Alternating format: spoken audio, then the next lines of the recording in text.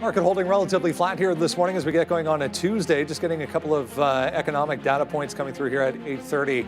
Balance of trade, we're getting November export and import data as well. Balance of trade there, negative 78.2 billion. That is a little bit lower than expected.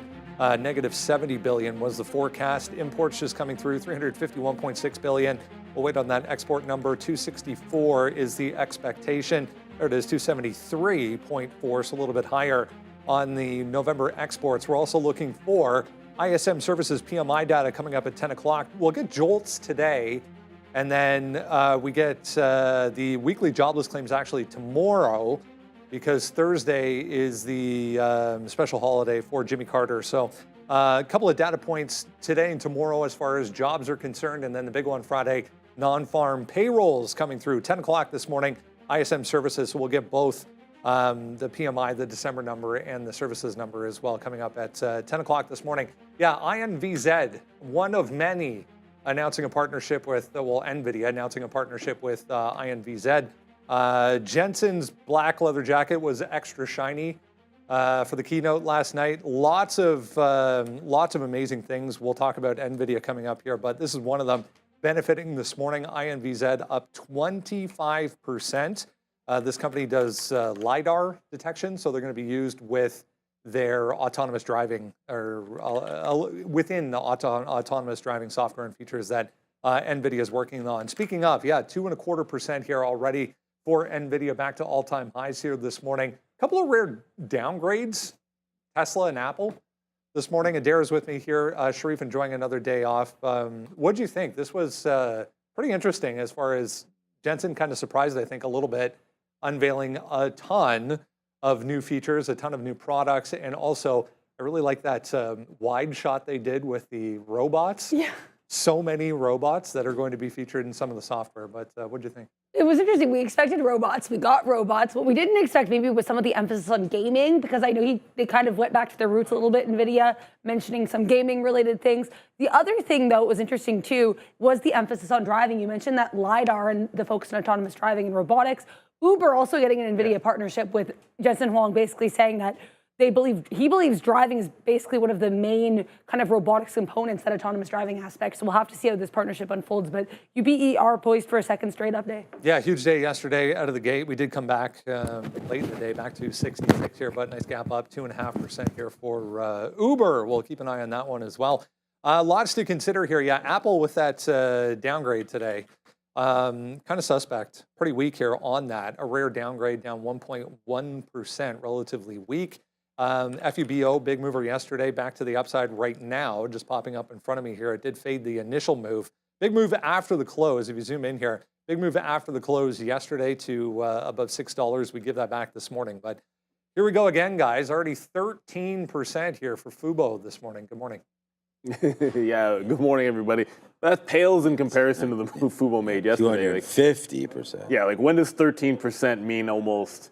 It's going to drop in the bucket. That was like 5 minutes yesterday. It was moving, that kind of range. That said, there's a bunch of day two, I think, type of plays today. Technically, Uber is not a day two play because it's a separate piece of news. Of course, them being mentioned alongside of NVIDIA. Multiple stocks got some NVIDIA mentioned. There was another one, AUR, although that one's given back a little bit here. That's going to be in play. You had that fail on Palantir at the $80 level, so that looks like it could be headed downside. And Apple doesn't look very good. It's downgrade or not or whatever. It doesn't really make a difference. Like Apple, kind of a rounded top. You're getting into this 242 bottom here. You have multiple resistance zones. That even looks like a bit of a continuation. But it's all about NVIDIA. Again, all-time high, 150, and obviously we've broken that in the pre-market. Kind of just pretty much at that price right now. But NVIDIA up another couple of points. This, Micron, looking very strong in these chips. So yeah, going to start with pretty much the same place that we were looking at yesterday off the open, which is some strength on NVIDIA. Oh, I just heard that Hoth stock is moving. Of course, it's freezing cold here, but Hoth is now, that apparently doubled up. Hoth. Yeah, I remember this stock. I make bad puns about the Hoth. They had some positive trial, but I make bad puns about this. and Star Wars every single time. Return of the Jedi is a fantastic movie, but this one looks like it's another runner here is HOTH. I got to quickly double check the short flow because I know everyone always gets interested for that. Only 4%. Ugh. Well, the float's only 7 million and it's done 9 million. So low floater, Hoth with positive trial results, and it's making a run to $2 after being 80 cents yesterday. The double ups continue on these small cappers. There's also IMRX, another one as well. And yeah, yesterday we had Fubo, and it was a big trade. Looks like Nvidia is going to break 153 very soon.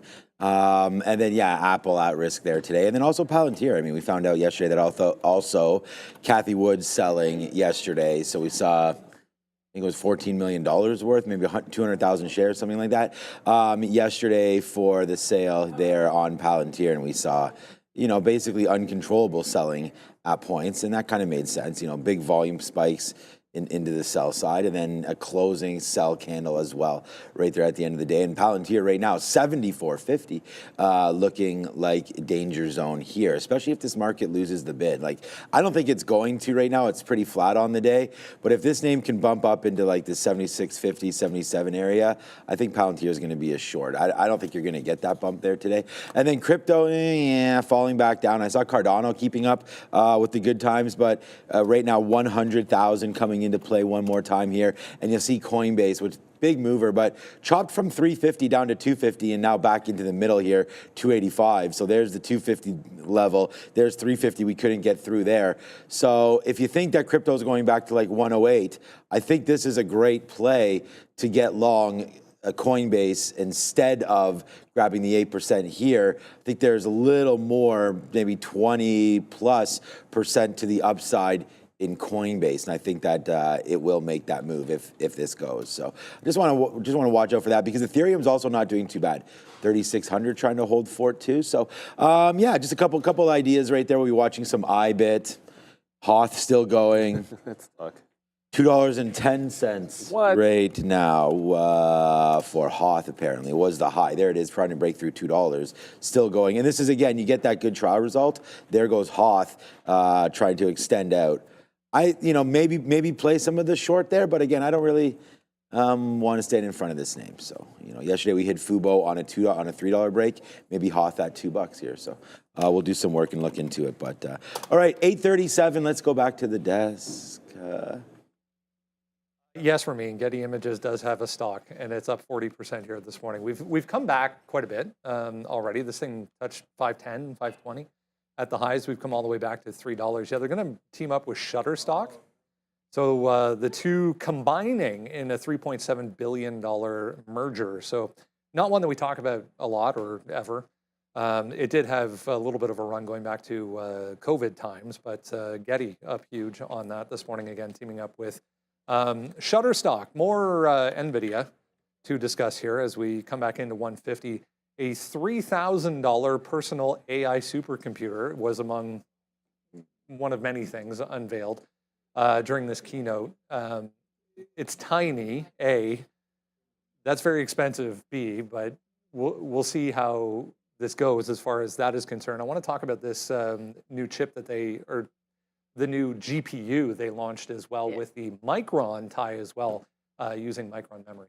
Yeah, it's a really interesting look there as well with Micron. They've had a really nice bounce off that $84 level, which was certainly a bit of a double bottom, kind of make it or break it level. So Micron, definitely a nice look technically. They have at least 5 booths at CES. I looked it up on the website. So Micron, keep an eye on that with the NVIDIA connection, but also with its own innovations potentially. We know AMD, Intel, and Marvell all announced, or at least teased, some of their CES launches. There's going to be a lot of semiconductors on watch. ARM is there as well at CES. Yeah, here's Micron 3.4% after a monster day yesterday. Basically went out on the highs.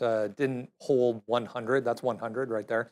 Closed below it. Actually stayed below it after the close as well. But here we are. Decently above so far this morning, guys. Nice news, at least, for Micron with NVIDIA.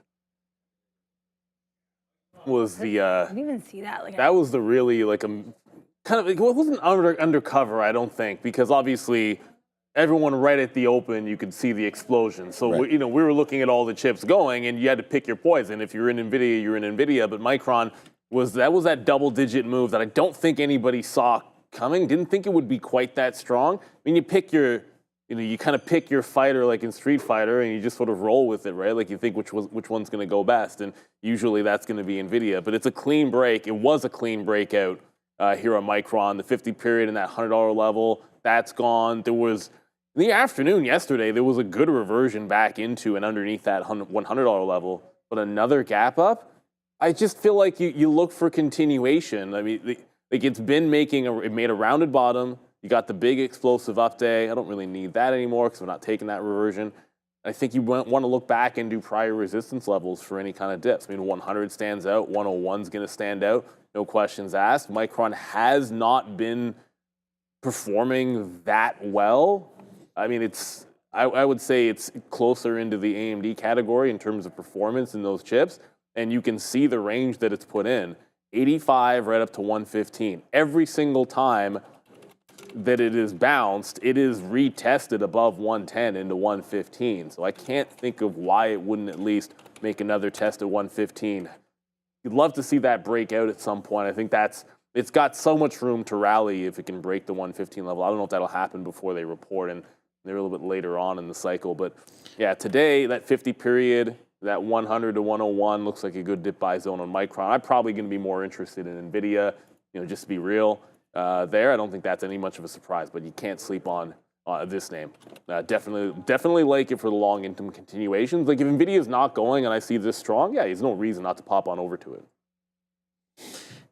Yeah, I mean, same reasons there. I just, talk about missing the boat. I mean, you had that huge move to the downside there on Micron. It fell right into support, and it's like that's pretty clear as day. So to not be long down here means you don't really believe in the company because you should have been looking at some of these levels. It was a great area there.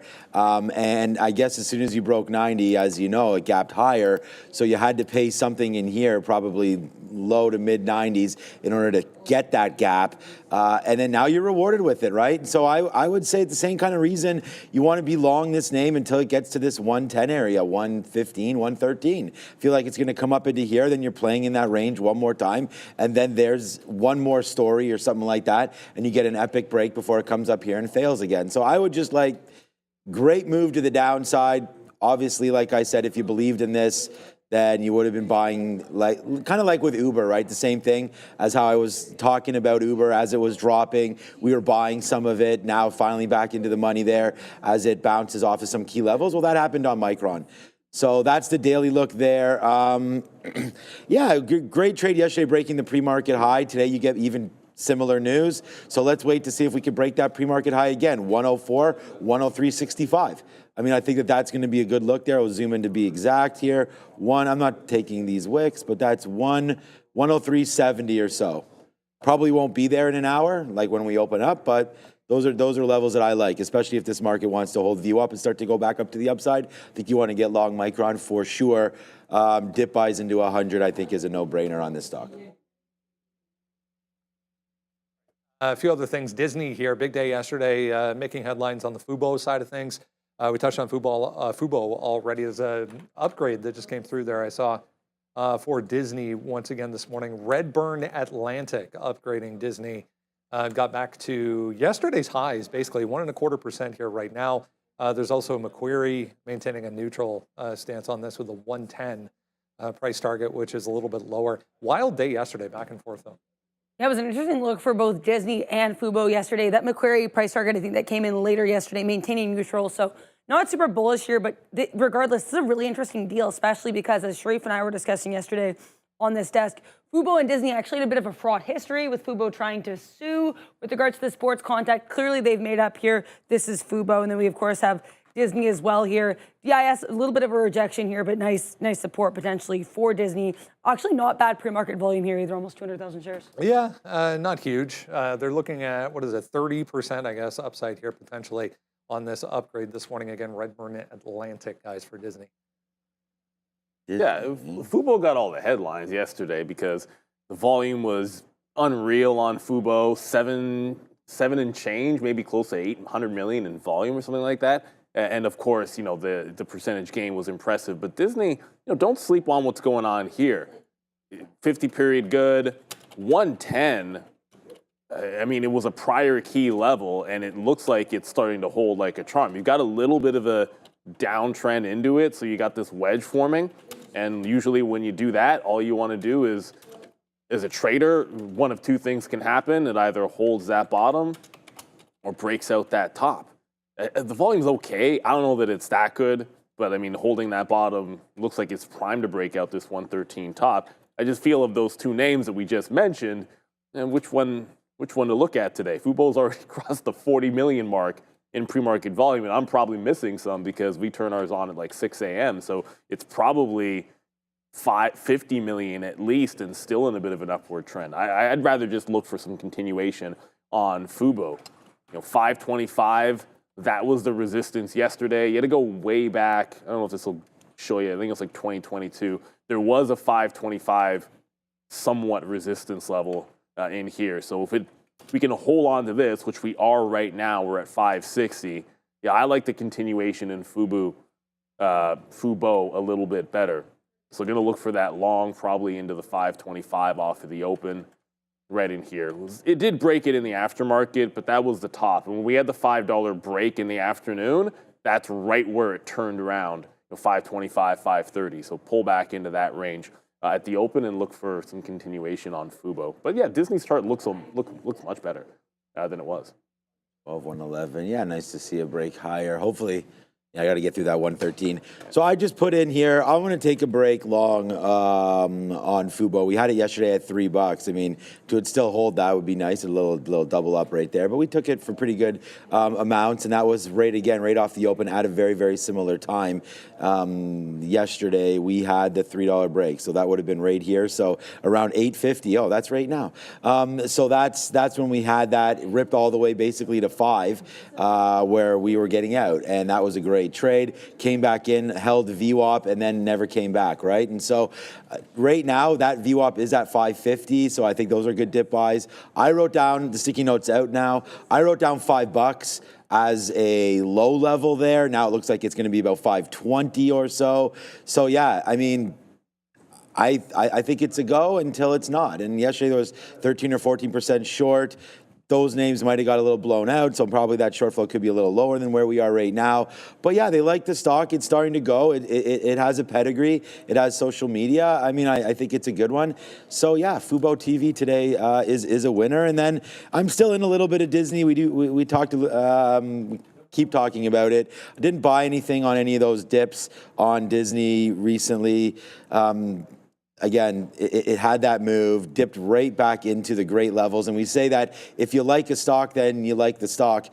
I didn't buy anything down here. We had gotten some up here. The Nelson Peltz run all the way upside before losing those board seats and, not gaining them, I guess, never had them. And then all the way back down, right into past support again. And, boom, right there to the upside. So great opportunities to buy Disney in the 80s, and I feel like it might be a good opportunity to sell it up here in the 1-teens. So right now, you're starting to get back up there. I'll probably divest the position at like 117, 118.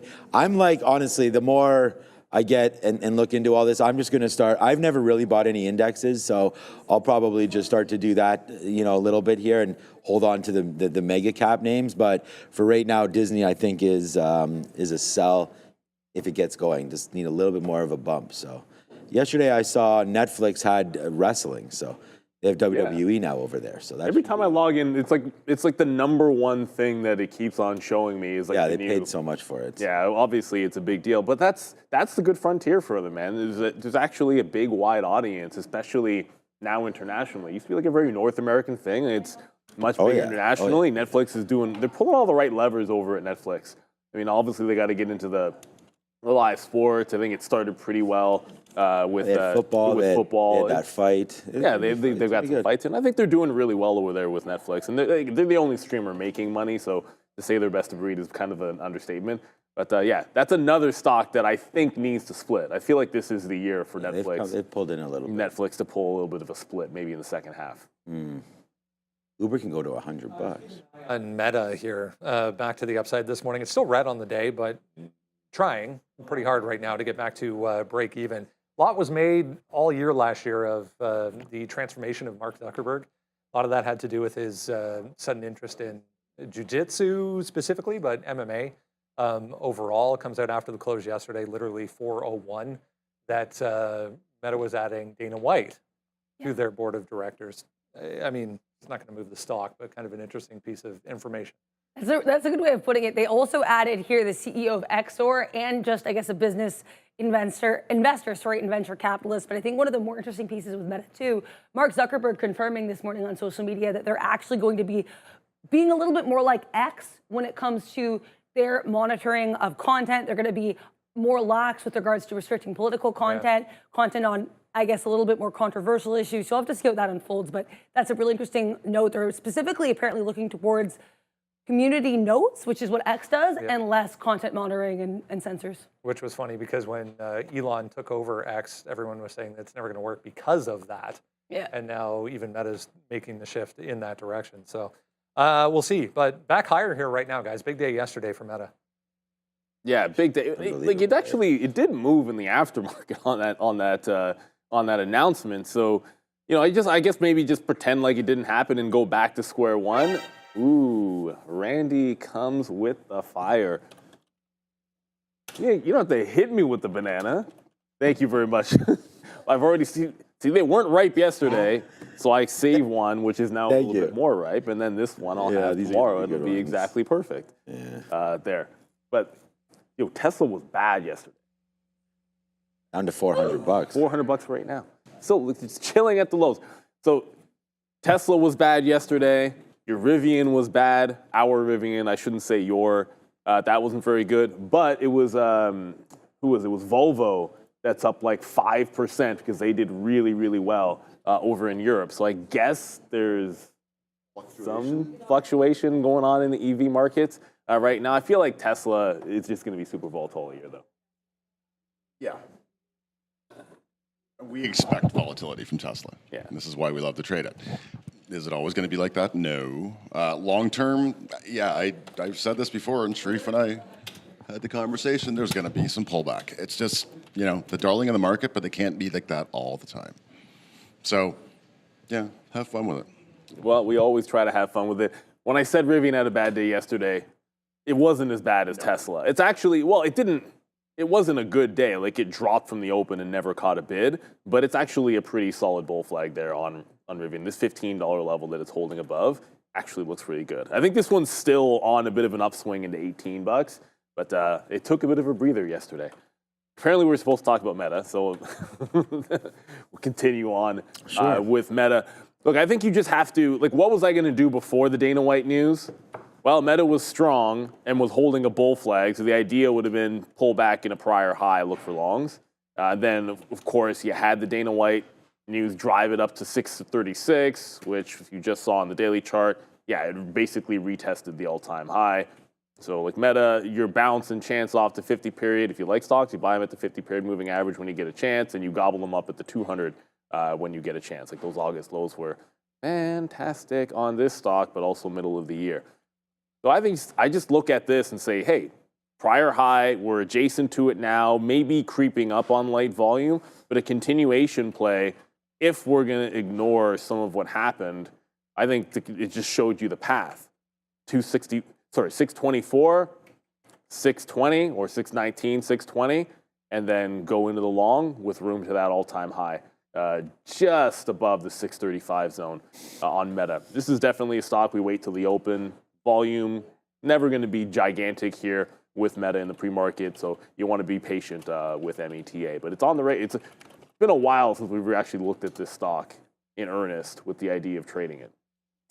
Yeah, it's too expensive, and I mean, I traded. Here's the Nasdaq. I think we're going to break higher. Right now we just held view up. This is what we said. I was like, where's Micron going to be by the time we open up now? And that was 10 minutes ago, and it's already up about another $1. So, all right. So yeah, it looks like Nasdaq wants to break. But anyways, what I was going to get with Meta, I think that Meta is a squeezable name. I know that sounds crazy to think that such a stock like this, that has such a market cap and so beloved and just looks like this. What an absolute monster of a chart. It's been this has been a game changer for the long-term portfolio, because when we were buying this thing, and Sharif will tell you about it because he was in there buying, when this thing was at $100, man, and we were on the show talking about buying this thing, and it's just been a huge move to the upside. I mean, I'm just zooming this out because $100 wasn't really that long ago. This is March of 2023. You're at 178. You know, and if this name ever splits, this name could go to $1,000 if they announce, you know, split or a better quarter. It takes out 700, then it's at 750. So, I mean, it's just right now, I think it can go. We just bounced off 690, and it's not that crazy to say that, 590. 590 up to 630, right? That's $40. So if you just have the same move that it had in 1 week, if you can replicate that, then you're going to be near that $700 mark anyways. So I really like this long. I think that break is imminent right now. And like, you know, we're at CES, we're at all these things, and it's just like, it just takes one little, you know, story here about Meta releasing something or partnering with somebody, getting that much more powerful, and off to the races is Meta. So I think you want to stay long. A little disappointing that it's down today, but I really like Meta. I mean, I own a bunch of it, but it's a great stock, and I don't really plan on selling it. So I like it. Bouncing off that 50 was huge. Yeah, I don't know. I keep getting that push and pull with, like, maybe I should go into more. I just think it's going to be another positive year, especially for the mega cap. There's so many bad stocks out there right now. Healthcare is horrible. You know, we can talk about all the steel yields names. Are the problem right now. I mean, we had Raheem Alani on here talking all about all these steel names and all these metal names, FCX. Some of these names are down 30, 40%. The reason why I bring it up, I think Nucor is going to be a buy soon. Nucor down 35%.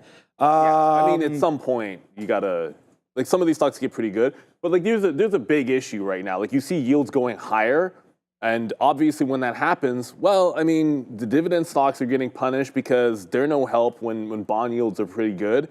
So where are you gonna go? You need growth. Well, that just means more and more tech. Like, what are you supposed to do? Like, and they're not that expensive. So any tech name that has a reasonable valuation is poised to win this year. It's just that simple. That's why Adobe was a weird one for me. I'm trying to figure out how something attached to AI can be an under 24 PE and still bleeding. And that chart still looks bad. It's actually, I'm just waiting for it to break one more level down on the daily. It's like, you're going to be in the teens. You're going to be in the teens on a PE basis for a growth for a tech stock. It's like, if they can show some growth this year, I can see that one rebounding. But yeah, tech's going to win when rates are like this. Unfortunately, it is. Yeah, it's a high growth environment, and that's why I was saying. That's why I like XBI as well. But some of the small cap names could also go. We had Carvana moving around today, but yeah, no, it's like the metal names. And the reason why I bring that up is that Raheem's given bull cases.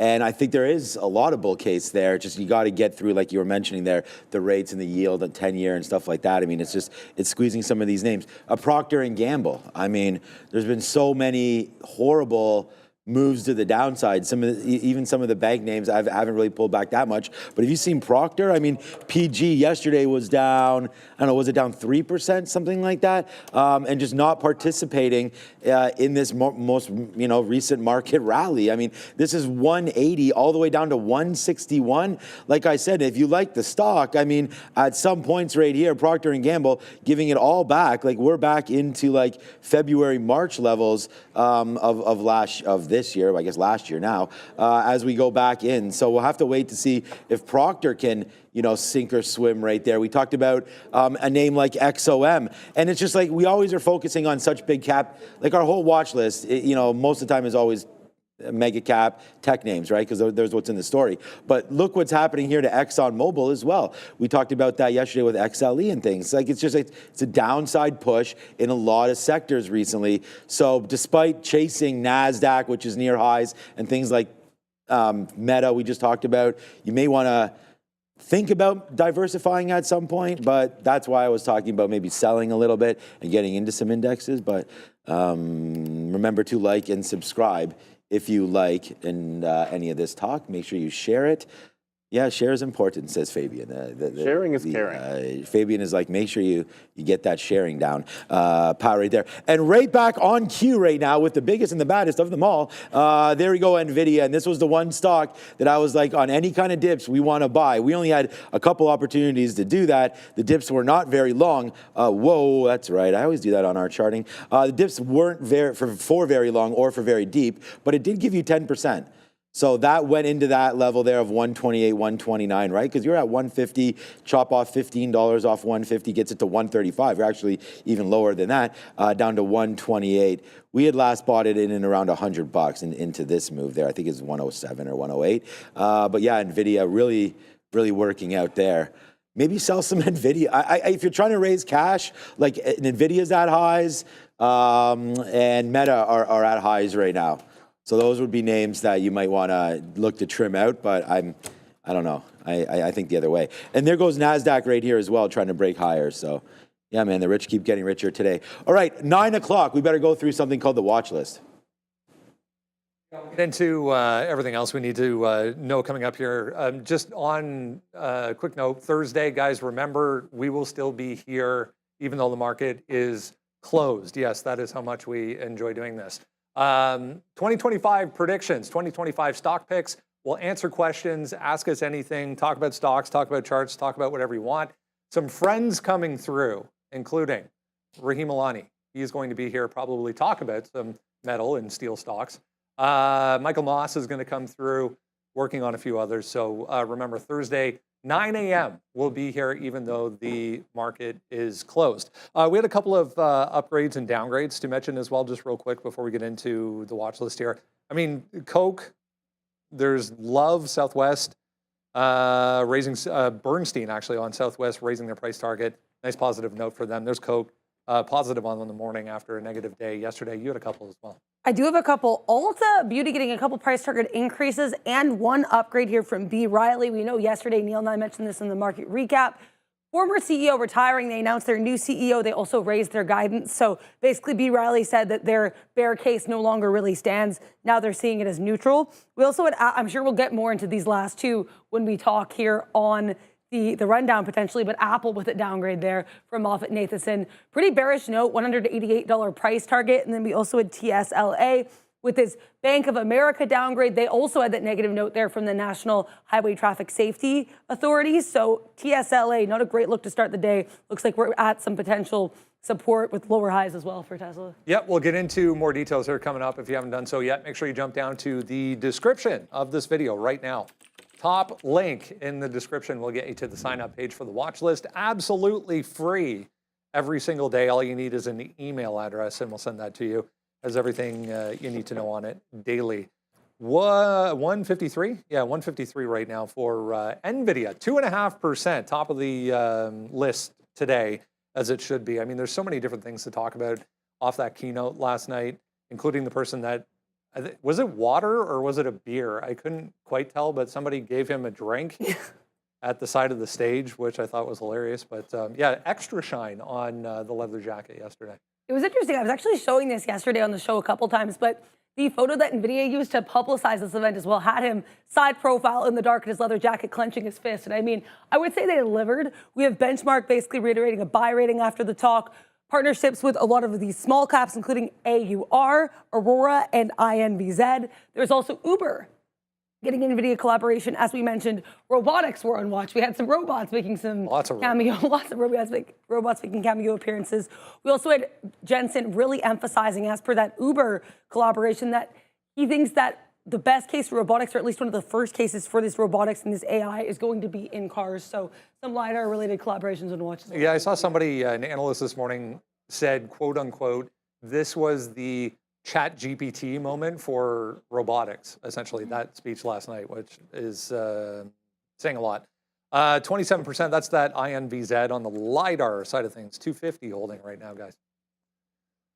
That's definitely worth a watch. Just one quick note, while we're mentioning robotics, you have Serve with a registered direct offering, 4.2 million shares, 80 million in proceeds. So Serve Robotics, if you're wondering why it spiked down 12%, Serve, one of the better robotics names recently, down now 12.5%. So offering for them. Look, Nvidia, it's the winner. It's the rocket chip. It wasn't the biggest chip name by gain yesterday, unless you're going by, like, I guess, market cap gain. It probably led, but it's the one that you want to ride with. I just did the same thing you just did.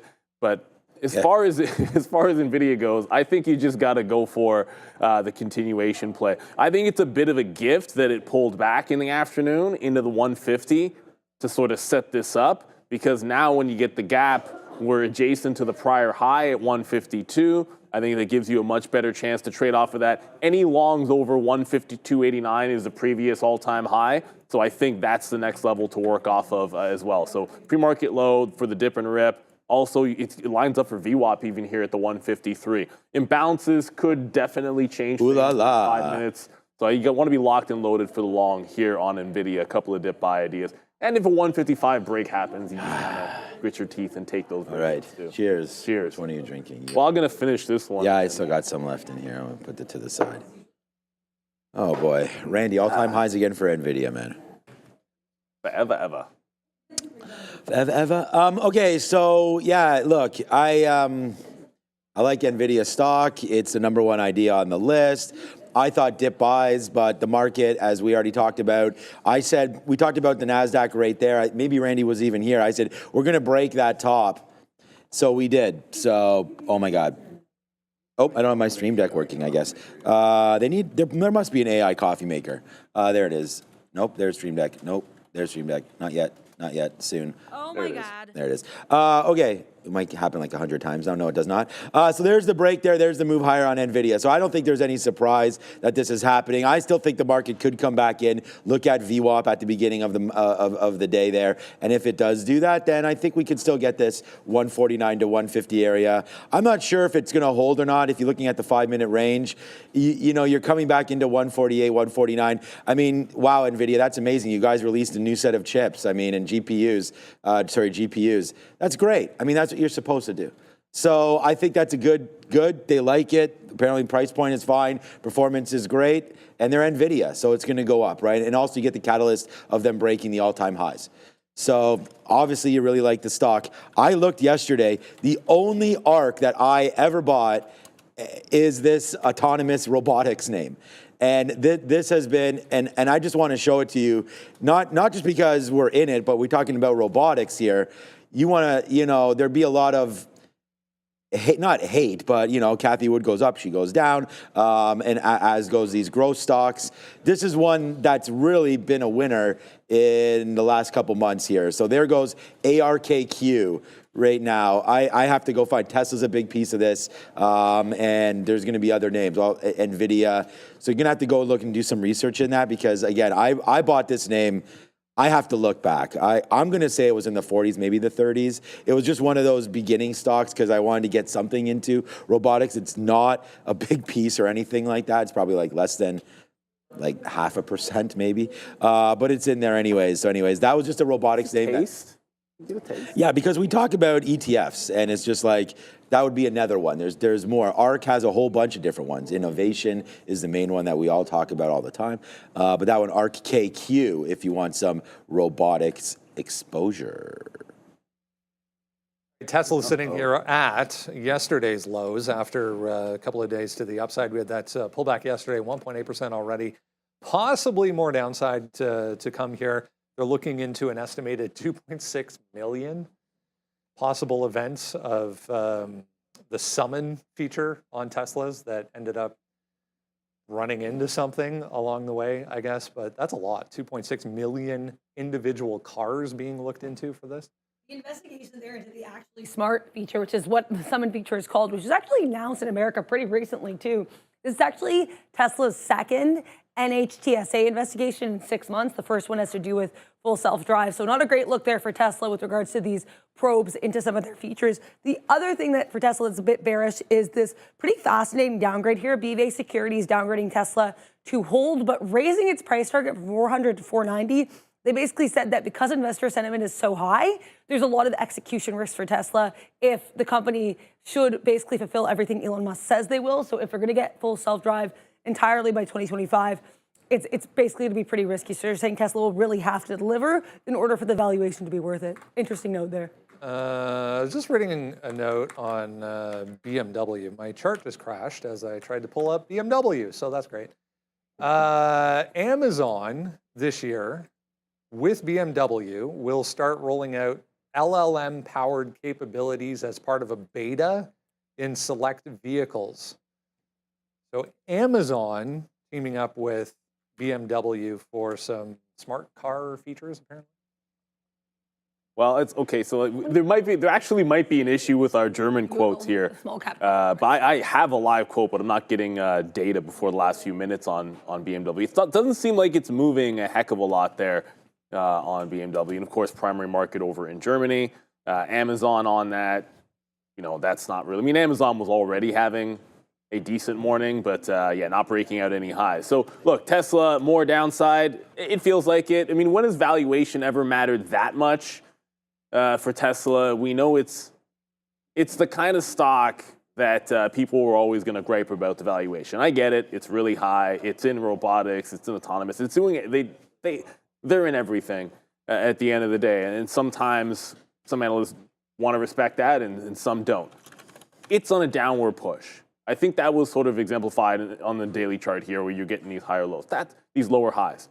That said, it wasn't all doom and gloom yesterday because he didn't give back the entire move. Unfortunately, what I don't like, at the close, I was all happy we got back above the 410 level because I thought that was going to be key. This is when we had the deliveries numbers, and then we got right back V-shaped recovery to the 411 level. Then we were able to close back up at that 411 above 410. Well, I just felt like, hey, recovery passed here, and you're right back on the road, longs into 425. Unfortunately, the other thing happened. We gap underneath. So now that 410.11 is resistance to me. So I'm looking at resistance up in the 410.11. We need to break out at least 13s to get that move to 25. So it's looking shorts into here. And I mean, you guys can see a flat bottom break too if we lose that bid there at $400 on Tesla. As we mentioned when Randy was here, it's probably worth looking at Rivian if it can hold on to this 15.5 zone. Because that wasn't so bad of a pullback. It pulled back into prior high and bounced. Rivian does that again. I think we're headed for, at least to test a 17, if not 18. Like that actually, considering how much Tesla dropped off, I actually think Rivian did pretty well. If it holds 15.5 today, I like that one for a potential breakout play. I mean, it's not at the breakout price, so you're going to have to wait around for it. But Tesla, yeah, I'm a little bearish on that because we couldn't hold 411. Yeah, I think that I was just looking at that as well. I mean, I was coming into this 5-minute chart, looking at the 200 period is 408 into that 410. I'm already sitting here. So I should have added this on the sticky note. I didn't. Tesla 4. I'm sitting right now at 408.5. Just to see, basically, I don't know. I just looking at 408, that was sort of that breakdown right there into 408. It wasn't that. I mean, if you really want to get it, I might even move that. I might go, yeah, you know what? I'm going to go to 409.5, I think, here on Tesla, just to see if we can get something up into this area and short it in and around there. And then watch out. We're going to be wrong on like a 412 break. So $3 or $4 worth of risk, I think, on Tesla is worth it. I like the long in the stock. I just talked about robotics. I really think Tesla has a runway here with inauguration coming, with policy changes, with hopefully a little bit more lax on some of the regulations. We talked about where that leaves them with their big data and autonomous driving. I really do like the stock. Remember, the story there about BMW and Amazon and all that.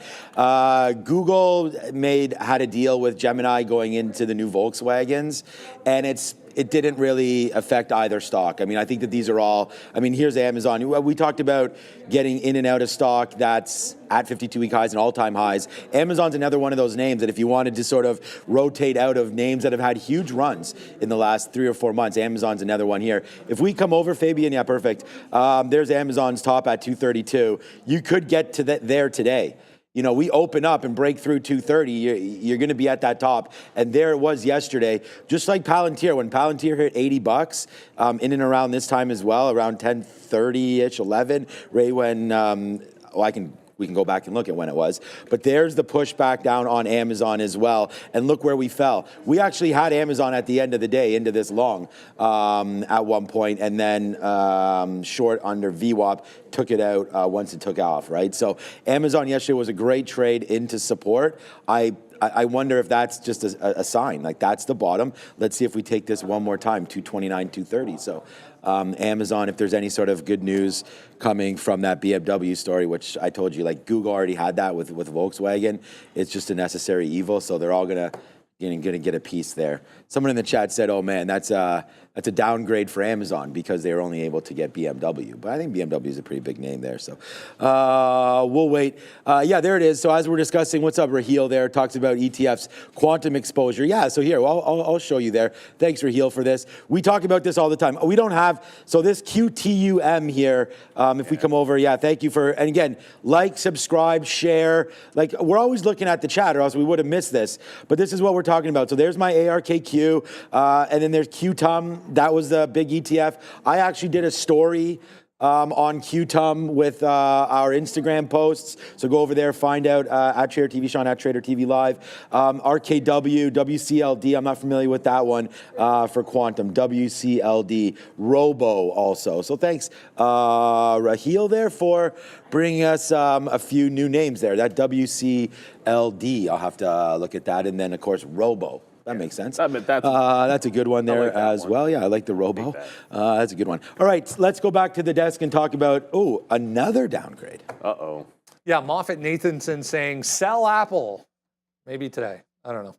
242 was this low coming into play again. They slapped a $188 price target on this thing as well. I mean, it's actually kind of hard to argue with some of the points made in this.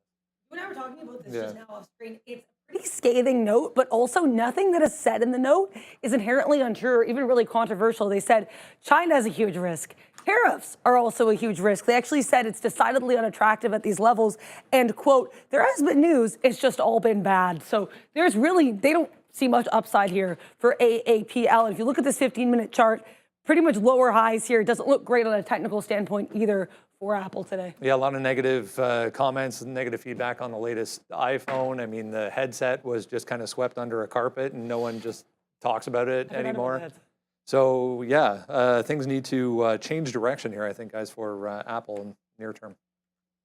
Yeah, it's a bearish look on Apple. And we're saying that right off the jump this morning. The chart doesn't look like anything but a long until the 50 period. Like I think until it gets to 238, like right in here, once, twice, thrice, 50 period, 238. Like that's, I mean, even today actually, yeah, I'll call that a buy at 238. But until we get there, shorts if we pop back into 245. Even if you were to break 45, 47 looks like a short, and then maybe even a flat bottom here at the 242. There's multiple places to look short. But yeah, I mean, Sean was just saying, you know, if you like a stock, and it's a stock that you want more of, let's just say, if it's already too much of your portfolio, maybe not. But if you like a stock and you want to be adding to it, when it gets to the 50 period or the 200, to me, that's a buying area. And a lot of people feel that way. So Apple's very close to it at this 238 level. So do want to be locked and loaded in case that comes. But I'm looking short today, you know, that 45, that 47, and 42. And let's jump on over because, hey, Hive Digital Technologies, which on the NASDAQ, HIV, as you all know, is pioneering the digital transformation through sustainable AI solutions and Bitcoin mining. A global leader in cutting-edge data center operations with over 2,700 Bitcoin on their balance sheet. Hive consistently tops the industry in Bitcoin mined per exahash and is redefining the future by powering the world's most transformative technologies with efficient, green, and clean energy. Learn more by following them at Hive Digital Tech or at hivedigitaltech.com and sign up for the Hive newsletter for updates. Scan the QR code, check the link in the description, and thank you to Hive. Yeah, thank you, Hive, for that one. Yeah, so we just went here. We have Apple 244 short on that downgrade. We'll see if we can get there. We're sitting there at 244. We also like a breakdown of 241.50 as well. So that's going to be there. Go have a look. We have a couple other trade ideas as well on the sticky note. So I'm already sitting here. It got going there on that NASDAQ break, and then you can see NASDAQ holding up, Apple not. So, okay.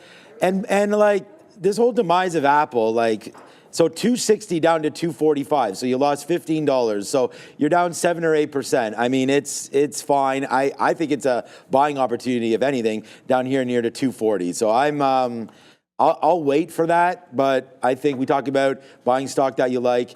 And there's always these stories, you know, Apple's not doing well, Apple's not doing good, you know, they're going to miss on shipments, and then they just do what they do, right? So I think the iPhone 16 has been a huge success, and we're going to wait to see off their next quarter, but we'll wait for that. I think that 235 break is nice. It's probably heading to that area. If the market pulls back, this name does get into 225, 220. So yeah, hard to disagree with market possibly pulling back, but at the same time, I don't think there's anything wrong at all with Apple at these levels, and I would think it's a decent spot if you're not in, or if you want to buy a little bit more. What's up, Ryan Nola? Right here, he asks me, what's up with XTI, or what are the thoughts on it? Of course, this is that aerospace name, brand new sort of name to the space. We talked about it, showed it yesterday when it made that move into 10 cents, and then it was like, okay, where's the next little bump there? And, you know, just a barcode break. So, yeah. I mean, Ryan, I feel like everybody that understands this name is going to understand what I'm going to say in a couple seconds, because this just goes all the way back here to September and August, where you have these 25-cent spots. We've come up to there before and fallen off. So my call is, if you're long anywhere except 25, I would get something out there just to capture a little bit of profit. And then we saw yesterday with Fubo, once it broke 5, it was gone. I really like this breaking 25 cents. So I think you just got to get it. It's like 25 as I try to see exactly. Yeah, 25.1, 25. You know, it's going to matter because you have the pennies there. So basically 25, so 0.252. I think is that break, and we come close to it right there again as well. So 0.251252. That's the break.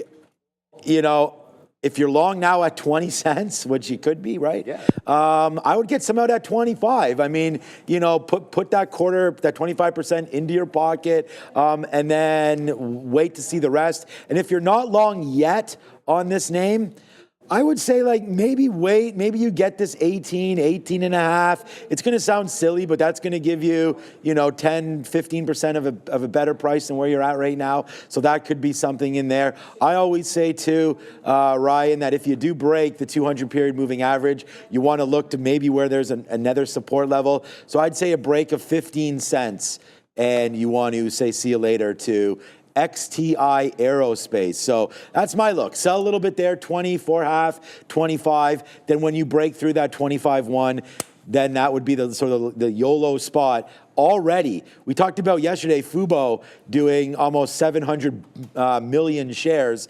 This name's already done, Brendan and Adara, because they can't see the volume, I would imagine.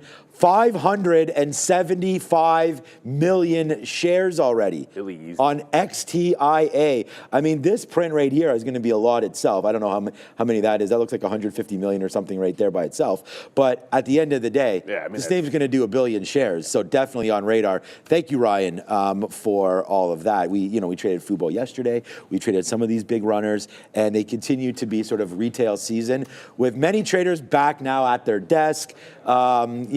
Some of these names could slow down a little bit now that we're not all punching bids and offers on our phones, but let's wait to see what winds up happening here with XTI Aerospace. With only 7 minutes to go, this is definitely, I mean, it's not going to halt because of it's under the dollar, but at the same time, this is going to be an interesting one. All right, let's get to Uber here. Back to the upside right now through 68 once again, trying to get to 68.50 if you missed it, teaming up with Nvidia on autonomous driving. Huge day yesterday. We did give most of it back late in the day, but 3% here this morning. Yeah, good look here for Uber. Basically, they're combining NVIDIA's Cosmos platform and their DGX cloud with regards to autonomous driving. You and I have talked about this a couple of times today, but Jensen Huang really emphasizing the role of autonomous driving and robotics basically here going forward, both for his company and also just in general for the robotics and AI space. So looks like a pretty bullish look for a lot of these autonomous driving companies. We know we had those reports from Wall Street Journal yesterday suggesting that Uber and Lyft are trying to make strides in that department.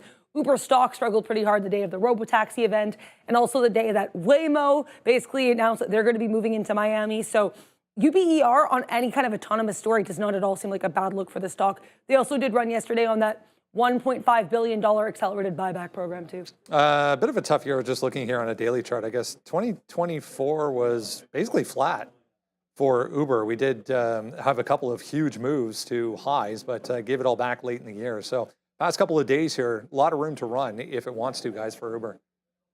I mean, Jimmy Butler. I was just making the joke. Waymo going into Miami, Jimmy Butler and Tyreek Hill on the way out. That's so crazy. They can. I don't know. Good riddance to Tyreek Hill in Miami, but I actually kind of like Jimmy Butler. I think it's different. Look, Google. Whoops. Sometimes Google gets on my mind. Uber. Always on my mind. Look, Uber, I like this on the weekly. When I was looking at this on the weekly chart, we only have 5 minutes to go, it held this trend line, and I was like, I know Sean already bought. I was waiting for it to close above this trend line because it was retesting it. So there was the week close on the weekly. So I was a buyer yesterday in my PA at the close because of that, just yesterday. And I think you got some continuation going. All of that said, for the day trade today, just long and strong. I mean, it showed you 67 was resistance for the entirety of the day. This is at the open where it was trying to hold. So 67 support to resistance. Now pre-market lows, dip and rip 67 on Uber. I don't know about a breakout at 70 first. I'd ideally like to grab something off VWAP if that's going to be the case. But yeah, that's 67. If we lose it, then I'm not long. If we hold it, then I'm going long on Uber. I like that look. I was just texting a buddy of mine because I was like, Uber's going. So this was a name that me and him, again, another hockey dad. And I just texted him again and was like, yo, Uber, it's starting to go. And we had talked about this in and around that $60 mark. And I'm certain that he had gotten in. Not the same guy with Rigetti. That guy's something else. That guy bought some SMR where we talked about that. So he's going to be, I better text that guy as well. Right now, XTIA, just looking at what came out. The imbalances just came out right now. Look, I like Uber and Nvidia. I think Uber sees $80 in a month. So I like the stock. There's Uber, there's Joby, nothing else here. QBTS, a quantum name here, Randy. We don't even have Tesla on board there today at all, but we do have Uber. There's some interest. Palantir was a sell, but Palantir had a nice, so it's funny that you just mentioned that. I just put the offer. I wrote down 77. I was like, it's not going to get there. And I went over to it and it was at 74, 75.50 almost. So it did get going off that bottom, but there's the sell imbalance. Good wealth. Well spotted, Randy. Well spotted. So Palantir's on the sticky note. If it can get up into the 76 area, I like the short there. Another downgrade yesterday from Morgan Stanley. And then we heard about the selling in ARC yesterday as well. So, yeah, I mean, Palantir has been riding pretty high. We did get a nice boost into $80, and then that fade yesterday, pretty dramatic. So, yeah, I'm thinking this name not looking uber healthy right now. All right, Fubo time. Let's go see what's going on there. I do have an order for that to break through 590. Heading the other direction right now, back downside. This is the daily chart. Huge move yesterday. If you missed it, 5.5% was literally a minute ago, 7%. So back to the downside we go, but yeah, possibly day two here. Fubo here actually also getting a price target increase today from Roth MKM to $4.75, so they maintained neutral. In case you missed the story on Fubo, basically what happened was initially Bloomberg reported, and then Fubo pretty shortly after confirmed that the company is settling its litigation with Disney, and they also are entering this deal with Disney with regards to their live TV, specifically through Disney's Hulu. After this transaction ends, Disney is going to be owning roughly 70% of Fubo, though Fubo's CEO, David Gandler, will remain in control of the company. So pretty sweet deal there for Fubo. Company basically remains the same. It's continued to be run the same way. The only difference is it gets this Disney backing. Another one with extremely high volume once again today. Yeah, another 50 million. Obviously, like it's much more expensive than an XTIA, being one of penny stock, $5. So in apples to apples here, like Fubo is doing better volume than XTIA, but it's got to hold on to the afternoon part of the range. 525 was resistance on the daily chart, and then there is $5, which is your pre-market low. Like this is the over-under area. If we lose $5, I don't want to be fighting this stock because it's already done such a ridiculous move on the daily chart there, breaking out from 2. that there could be some profit takers. So I'm not that enthused if this loses a $5 level, but as long as it's in the 5 to 5.25 range, looking continuation longs on Fubo. With only 1 minute to go till the open, Uber is already at the highs. Looks like that can't be stopped. Tesla just made a little bit of a bounce here. Nvidia still holding all-time highs at 153. Yeah, right. Same kind of stuff here. I just put it in order into breakthrough. If we break through that 25-cent mark there on XTIA, I like that stock. What's up, Jose? Thank you so much for your super chat as well. $20, man. This guy's rolling deep with 5,000 shares right now of XTIA. Do I think it hits $1? Come on, man. No. How about that? I mean, I'm just going to play the odds there. I don't, that this stock goes up 400% from here. Yeah, I mean, I don't, that's the thing. Once it gets going, I think you're in the right name. That's all that matters, right? I mean, it's moving around. We talked about it doing 600 million shares already. So you're in the right name with the right amount of shares, it looks like, for you, if that's what you're looking for. 3, 2, and 1. Thank you, Adair. Might as well ring that bell, and we will watch out for XTIA for you, as I'm going to be involved in this if it does break through 25 cents. We did talk about dip buy opportunities, maybe in and around 18 or so. Watch out for the 200 period break in and around 17. What goes up is Apple right now. Is Apple starting to make a move higher there? I wanted the short, so now we have it right there at 240.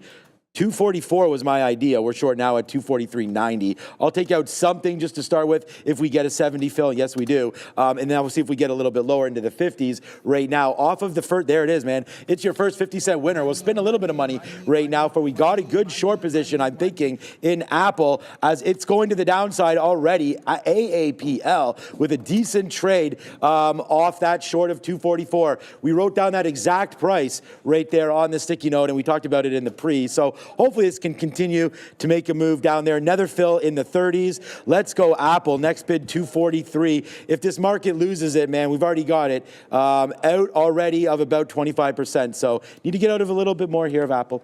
Yeah, and Nvidia is starting to come down to the downside as well. Already at 152, tracking toward the 151 level as it's starting to bleed. Tesla, no rip on Tesla, unfortunately, so we're trying to get Tesla short off the 410 level. It just pulled back into VWAP. Fubo's starting to go without a test of $5. It's trying to break out above VWAP on its own. Still want to play a little bit of patience. Don't have to rush into it yet. And then XTIA, that's starting to pull back in as well. So watch out this 17.8 to 18 level on XTIA. But Tesla is coming into play here very, very quickly as it's going to get to that 410 level. Nvidia, yeah, 410, oh my God. Yeah, Tesla's about to get to 410. I think it's going to get there. Nvidia right into prior highs. Let's see if it can hold that bid. That's the first place we always look for that support level here in NVDA. But don't sleep on Tesla trying to get to that 410.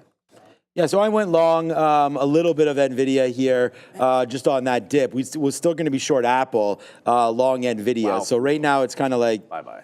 Both are not really doing anything. NVIDIA is trying to fall back. We just did buy a little bit more down there of NVIDIA. Our average price is right here at 85s. So we'll get something out as we break a little bit higher here. Again, like the stock, but haven't been loving the way it's been moving there. We did not expect it to make this kind of a move down this early. I thought maybe we could drift down. So a little sharp pullback there on NVIDIA. We'll take advantage of that and now run this thing long there it goes, man. 151.90.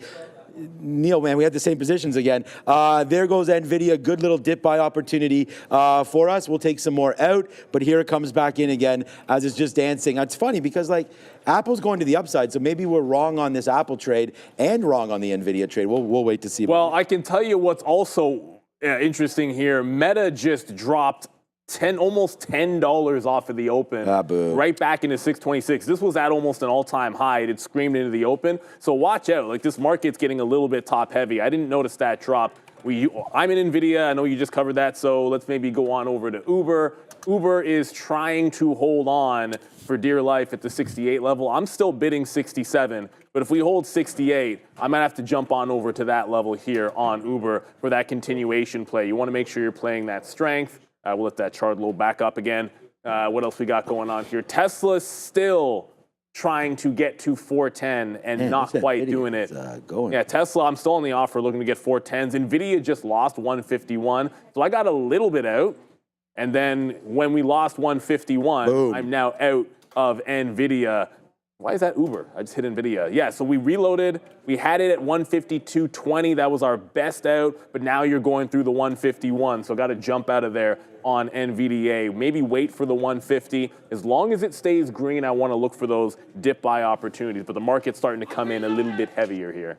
All right, man, there goes Apple. So we stay, I mean, again, we talk about, and I want to thank everybody for watching, man. Over 10,000 watching as we speak right now. So big time movements happening in the market. Big time movements happening here in your boys' P&L. Look what's happening to Apple. We just shorted up there into 245. So if this market continues to drop like it's doing, Apple could lose this bid, guys. And when it does, oh boy, this is going to be a good one there for us on AAPL. There it goes. Let's go. Nice little move there on Apple to the downside as we go. We are now into another new position, Neil. We're going to try to go 3 for 3 here. We got Tesla short. This could be a problem, though. 409.50 on Tesla. When you mentioned, I was like, you're like, oh my God, we're getting close to that 410. We are there right now. And there's a quick little out for us on Apple as Apple continues to go. There goes Tesla. Oh boy, Neil, we are here. Thank you so much for everybody watching us one more time there now today. We have $1 on Apple. Oh, we do this too on the show. There it is, man. It's $1 winner on Apple to the downside. 90 cents on Tesla. Trying to make that one sing as well. So far, so good on this side right now. And there you go. Neil's got the Tesla position as well. So we are both short now. 410 Tesla. We'll wait to see what happens on that one. We already took out, guys, 25% or a little bit more, 30% of this Tesla trade. Yeah, Tesla did make it to 410 eventually. I did grab it as well, but I missed Apple by 3 pennies at 245. That was, I like 245 for the level. It went to 244, like 80 something. I had it 95, so unfortunately, bit of a miss there, but I'm going to leave the order in. I still want to short it in front of those prior lows on Apple. Wow, there is 150 on NVIDIA. So we wait for the next level. We tried it off of that prior high. Now we're playing it off of the prior close, which is 149.5-ish. 149.43 on NVIDIA is the prior close. So the second bounce zone, hopefully it's a little better than the first one because NVIDIA starting to bleed. Going to continue to take some out. 149.43 was a prior close. So 150 is kind of just a round number in here. If NVIDIA goes red, I do not want to be fighting it. Got to imagine the chip names are starting to bleed. Which reminds me, I didn't get an order in on Intel. Intel, 1975, flat bottom break on Intel. No, it's not there yet. I'm just saying, if the market continues down, we had this one short yesterday, and it held at 1975, so I do like a breakdown on INTC, but NVIDIA does want to go red here, it looks like. So one bounce, tried it, scalps them out again on the second bounce. If we go red, we're jumping out of this trade. Tesla working just fine, but NVIDIA is really starting to bleed. And be careful with that XTIA. That's starting to come back in heavily for the small cappers out there. Yeah, same ways here. It's a really good thing, man, that we have Tesla, which is now $2 plus in the money, and we loaded on that one, right? So that was a good trade for us. And then Apple is continuously bleeding as well. I'm starting to get some more out, though, of Tesla, of Apple, and we did buy some more NVIDIA down at that bottom. Well, I mean, at the bottom, I don't know. We got some 149.55s right there. Our average price is 150.80. So here it comes back up to the upside. We're going to wait to see if this one wants to work out for us. Hopefully it does. All right, Apple, I want to get some more out on this one as well, as it's possibly bouncing a little bit here. So we'll bid some 25s, get some out there as we get hit there on Apple. I'm going to bid a little bit more, get some more out, because right now, man, we are really starting to sing with there goes NVIDIA. Yeah, good. Yeah, exactly. Here goes NVIDIA, baby. Nice little move back up there to the upside on NVDA. What was P&L number one for me yesterday, we'll see if we could do that one more time here today. But it's Apple leading the way now. Net-wise here, but we're going to have to wait to see. Hopefully NVIDIA can go. Yeah, NVIDIA just got to 150.5. It looks like it's going to be just fine. That XTIA, for everyone out there, it actually held the pre-market lows there at that 17, so it's starting to look a little bit better, but there's a big dump off of that open. Got to be very, very careful with this one. And then we don't want to necessarily be ignoring all these small cappers. We got Fubo as well. It is breaking out. We never got the dip into $5. It's about to take $6 on Fubo. So Fubo through 6, would have preferred that we had the dip instead of the break. But I'm going to take a shot at this even dollar level. There's not a lot on the offer. It's almost at 100 million shares already. And there's less than 1 million on this offer, actually. All right, yeah, we got some Fubo there, breaking through 5, we talked about 590, so there's the bid there on Fubo. We do have that trade, so we'll wait to see what it winds up doing now, but there's a nice little break through $6, 609, and so we'll get something out if it gets, too bad, man, we didn't wait for that. We should have got something out there north of that level, but we're long right there at 590, so we talked about why, there it is, let's go.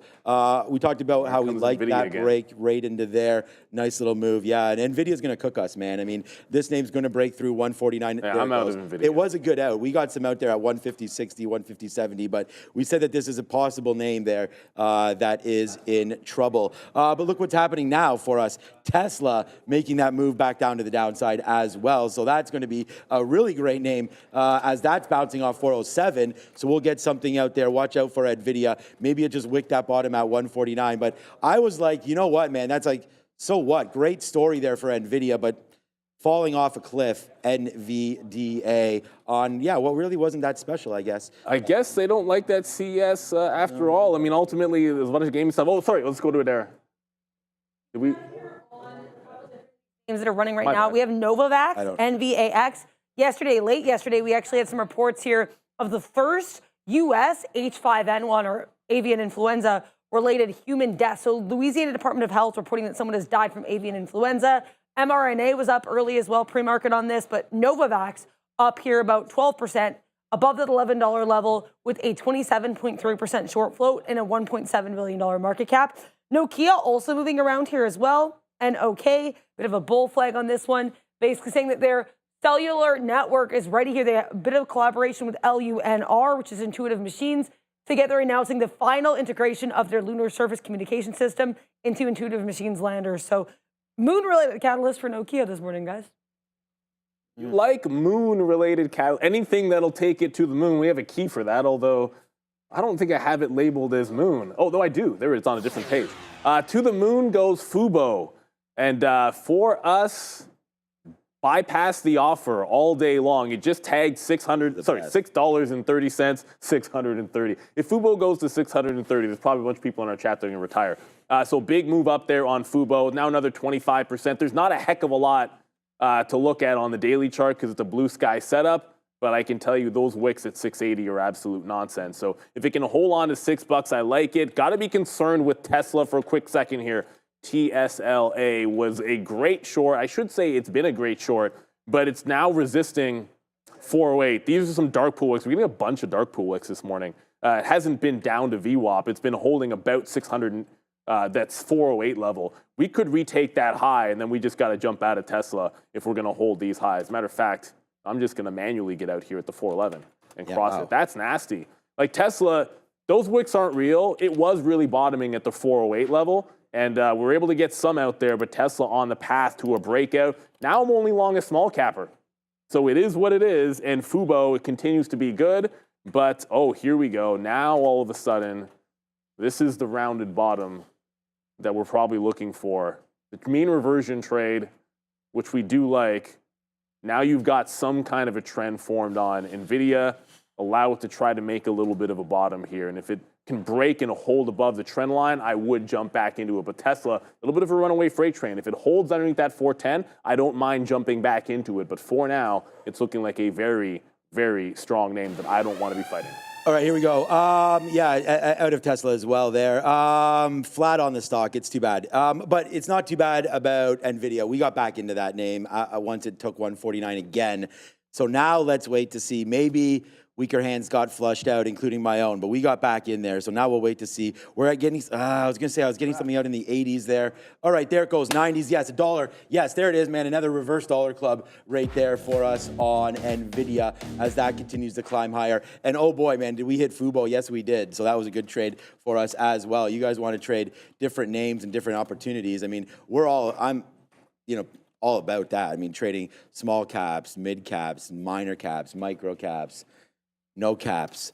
All right, so there goes Apple breaking through. We still stay positive on that. We did not reload that last time. We've already seen that downside push in the market, so we took advantage of that on Apple. We'll stay green on that name, but we're now focusing solely on Nvidia. We saw yesterday it had some problems at 150, right? So let's have just a quick look to see what did go down there, as we're now $1 in on the stock, so it's been pretty good. Yeah, 150 yesterday, bounced around a little bit, broke higher, got to 150.30, then fell pretty dramatic down to 149 and change, bouncing off VWAP and then taking off.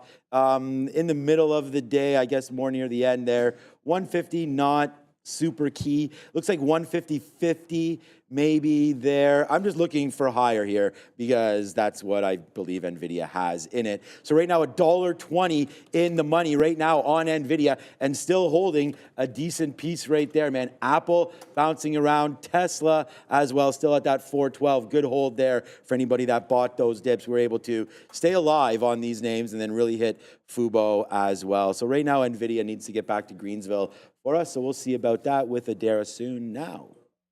A lot of these LiDAR-related names really strong this morning here. We know, as Brendan and I were talking about this morning, NVIDIA announcing a slew of collaborations and partnerships yesterday, including one with Innoviz, INVZ, for LiDAR. So INVZ, this is, of course, the story this catalyst is associated with, or the company this catalyst is associated with. Great look here. Bit of a pullback, but still up about 30% with a 5.96% short float. But the sympathy play here might actually be looking even better. AI, ticker LIDR, they also do work in LiDAR. This stock looking great here at day's highs with a 7.5% short float and a 7.5 million share float, 3.2% short float. So LIDR, interesting, I guess, sympathy play for INVZ, looking even better, guys. Love those LiDAR names. So just quick look. There was a nice bounce off pre-market lows on Uber. It is continuing back into VWAP. So when the market came back in, it managed to hold that dip in front of 67. There's your bottoming tail wick. Was able to grab it here at 67, just the 67 halves, playing it into the even dollar level. I didn't get Apple till 245. That was my level, but it just came in and then broke out the prior high.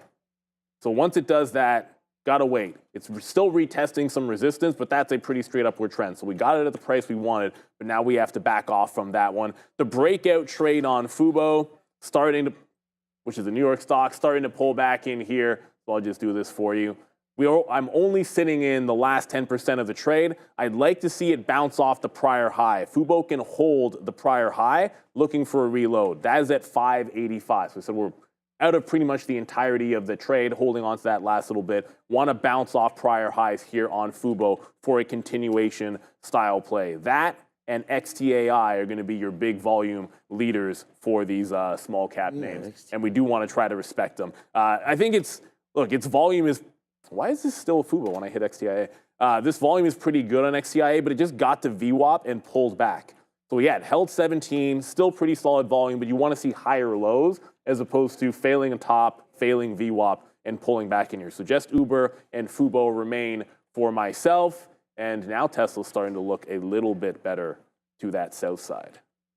Yeah, it's only 947. I mean, so many opportunities, I feel like, right now existing.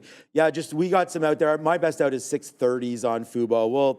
We'll have to wait to see if it goes. But like I mentioned there on the stick, we talked about that break, and it worked out. It's just you got to take advantage when it does. We didn't, I don't think we got some out of NVIDIA there. Our best out is 150.20s. We did get a 150.50 back in the day. It did just touch that out. We did talk about maybe getting some more out there. We didn't even have an offer, so we should have done that. So now I'm sitting at 150.30s. Maybe we get it. I don't know. Hopefully it does not drop back in. I still want to give NVIDIA a chance to go. So I won't be averaging back into this one until we get a lot lower, into 148 right now for NVIDIA, because we just held that thing $1.30 to the upside. So if it retraces back down, we sort of know the upside potential. So let's give it a little bit more. We're out of half of our NVIDIA trade as it continues to do this move back down. And yeah, probably a good little look there on Tesla, up to 414, maybe giving that up a little bit. The only problem is right now, market's up. market's starting to get going, right? It bounced off VWAP there. That didn't bounce off it, sorry, just smoked right through it. That 21.7, I feel like that was a number. Yeah, so we had looked at this again in the pre-market. We sort of just talked about the top in the pre-market, but we sort of hold that bottom again. So good little hold there, good break of VWAP. You would think the market comes back and tests at least this area a little bit, pulls back about 50 handles into here. Then I think you can go back upside. Right now, you're kind of at that 50-period moving average in la-la land a little bit. So I'm going to stay away from trading the futures for right now. Tesla definitely on that pullback, that's for sure. And then Nvidia maybe trying to find a bottom. But other than that right now, I mean, maybe I'll refresh my scanner. I'm not seeing a whole bunch of stock moving. Hoth just went again for the small cappers. Hoth, okay, so that would be a name there. I'm waiting for XTIA. Oh, let me look at that. It's fine. 18s. Okay, so there's that 18 level. So we already got it once. If you had 18, it went from 18 to 20. Now you're back down to 18 again. Danger zone whenever you keep testing these bottoms. Yeah, highway to the danger zone on the chips, though, because NVIDIA battling, it just tried to bounce off that higher low. So there was the wick bottom. There was a higher low at 149.5. I grabbed it, scalped some out into 150. I got it on the bottom of that bar, so like when I got in, it's not like it went to 150.5, but it tried to get to 150 and then broke another low. So we took a shot off that higher low, and it's still in a downward trend here, unfortunately, on NVIDIA. Gotta watch out for Uber a little bit here. You know, it got to VWAP with no continuation, so you still have a bit of a downward trend into a market that's threatening to go red. Still like it. Still going to hold on to that 67 level, play the next available dip. You already mentioned that XTIA, but on the cold planet of Hoth, it was breaking above VWAP, and now it's right at again. So this one hasn't broken that 10 in the open, 2 in the open market just yet. But out of the small cap names, they're all just sort of going sideways at this moment, looking for that next little play. So we got to watch out for all of these small cappers. Apparently, HIM's making some moves as well. My focus is going to be back on only the names we traded: Apple, Fubo, Nvidia, Uber, and Tesla. Those have been the only 5 I'm on. And we said be patient for Apple. There's a topping tail candle, and here comes the other side. So this is, I think, more of a patient entry to grab the 45 this way. Adara? Just be aware here, DJT on watch. We know this one actually was up about 5% yesterday. We do have Trump announcing he's going to be holding a news conference at 11 a.m. from his Mar-a-Lago home. Last time we did this was around December 16th, so keep an eye out here. I will be trying to find a link there to follow that. Also, at 10 a.m., we have a couple pretty big economic numbers to be aware of, including JOLTS job openings and ISM services PMI. So 10 a.m., those numbers will be dropping. Definitely be very cautious, guys. Back to you. I pity the fool that doesn't hit the like and subscribe button. Yeah. Yeah, that's right. Yeah, hopefully this market will get good promo there. Hopefully the market will get a little jolt to it as well off that number. We just reloaded a little bit down there, so we have a key for that. I want to thank everybody for watching, man. I mean, we're starting to set some big-time records right now. There it is, man, 10-4. Thank you so much to everybody. I'm going to refresh this to find out how many people are actually hitting the like button again on this. Over 1,000 of you. Thank you so much for doing that. 10-4 watching. 10-4. Make sure that you guys hit the like and the subscribe, hit that little bell, because there it goes again as we ride that bull right now for NVIDIA. So let's go. A couple good outs there to the upside. 149.80 we're at, and we just got ding, ding, ding on that one. So props it up there for that reload on NVIDIA coming right back in. We just got a 149.80 fill up there. Wow. On NVDA. We talk about that all the time. If you want to fill, like right now, put out your offer and you shall receive. Not all the time. I wish it was that simple, right? But okay, 149.97 right now. We'll see if we get something out at 150. Then we go to VWAP and we just take our hands off until that does wind up happening right now. So long on NVIDIA. And for us, by us, is coming back in, man. I mean, I'm going to get out if this breaks through 560. So I'm going to get that order in right now on Fubo, breaking through 559 or so. We are gonzo on that one if it does come in. Maybe a reload here at VWAP. Yeah, it's actually looking really good on Fubo at VWAP. It just held on to the prior high. I'm going to get that first green candle in there, so I'm looking for the reload in it once we close green. Apple did come back, and obviously, you know, Apple early was a rocket ship. Alphabet's a rocket ship as well. And then we got the wick high. It just did another over-under at 245, so it looks like that resistance at 45 from the afternoon is holding true. So a bit of a mean reversion set up here. I want to see if I can get tighter to that 245. Maybe some money fills over. It makes a fresh high. We get out looking for a VWAP pullback in Apple. Tesla, oh yeah, it did get to that 408 again. So the selling did come into Tesla eventually. Not going to chase it down here. Tesla's a flat stock for me because we're able to scalp some out, but it is now bouncing off of VWAP. If it loses VWAP, I think a continuation to the downside in play. Uber is looking just fine, but there is a chip name that we haven't really talked about, and it is the eternal rocket ship known as Micron. 7% to the upside. While Nvidia retests 149 even and about to lose it, Micron is just flying higher and higher and higher. It was the biggest percentage gainer yesterday out of the chip names, and it seems like it's on a collision course with the 110 level, which has been resistant. So I said if Nvidia wasn't going and Micron was, that I should be willing to join that party. The question is it already too late? Well, not if we pull back into VWAP, it isn't. Right. That's simple.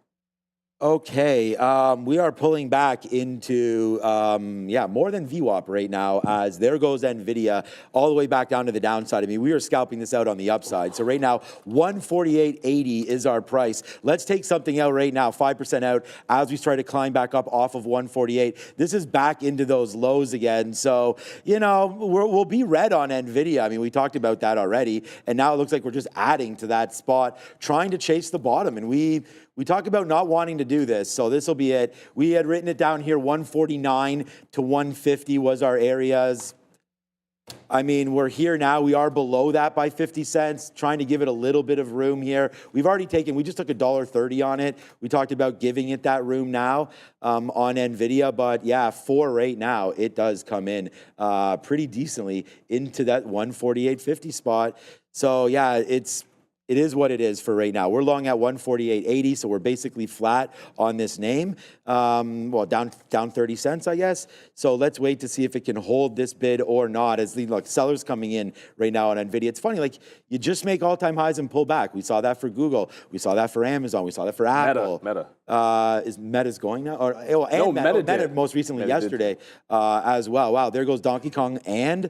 I just said that, man. People said that I should have my own ETF. That would be very dangerous. But if I did have one, I would have been buying a little bit of Donkey Kong there. Yeah, good move. We just talked about this yesterday. Coming into 36 is where we want to buy it, and we didn't do that. So, sometimes you make the calls, and sometimes you don't execute on them. What's up, Adara?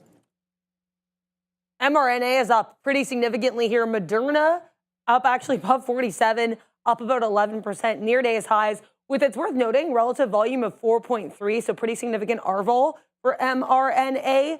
It is worth noting this ticker was moving a little bit yesterday as well, basically seeing some ongoing catalysts with regards to avian flu. So a lot of these vaccine-related stocks are pretty strong today. NVAX we talked about earlier as well. So Moderna on watch here with the avian flu, ongoing catalysts, and an 11.5% short flow, guys. Yeah, there's always, it's sleeping my mind, but I know there's a bunch of small cappers that are absolutely, that usually go on the avian. And there's one that I'm going to have a check for it, unless you guys are remembering it. But I'm going to get to a super chat in a second. But Fubo, first, it lost a prior high, and then it bounced off of VWAP. So I don't mind getting out to get back in at the same price. But that's what just happened there. Essentially the same price. I mean, 92s, we got out at the high 80s, so it's give or take 4 or 5 cents. Wow. It's trying to crack that $6 level, and just got through once. Scalp some out, going to scalp a little more out at 6. If we get back into that double top, I only want to hold on to 20% to see if it can go. Apple's starting to work on that short. We want it back into VWAP. It did wick the top. Then we got in on the mean reversion, so that's when this trend line broke, and now we'll play it back into VWAP for Apple as the market's really starting to come back in here. So I guess CES hangover day one. Yeah. But shout out to Hayden Griffith. Thank you for the super chat. Happy New Year to you as well. Thoughts on playing the 366 break on Lucid from yesterday's pre-market? Strong again today if it holds 350. Well, if Lucid is doing well, that's a great sign in a day where Tesla just got to 406 and is down 1%. So a lot of times you can see that drag down some of the EV names. I haven't looked at Rivian. Oh, hindsight being 20/20. I mean, it just got to your top and pulled back with the rest of the market here. But it is a squeeze type name. And I've always believed with squeeze names, they need to break out for you to want to join. If you're not long off support on something like this, then it needs to hold a bit above the 365. I do like the setup. I don't like what the market's doing for a long breakout setup right now, though. Oh man, this is heart attack time. All right, like, look, we just came back from heart attack time just to do that again. Like, we just made money back on Nvidia. Like, Nvidia, we just went long at 146.20. We just got it out north of 147, and then it broke back down again right there.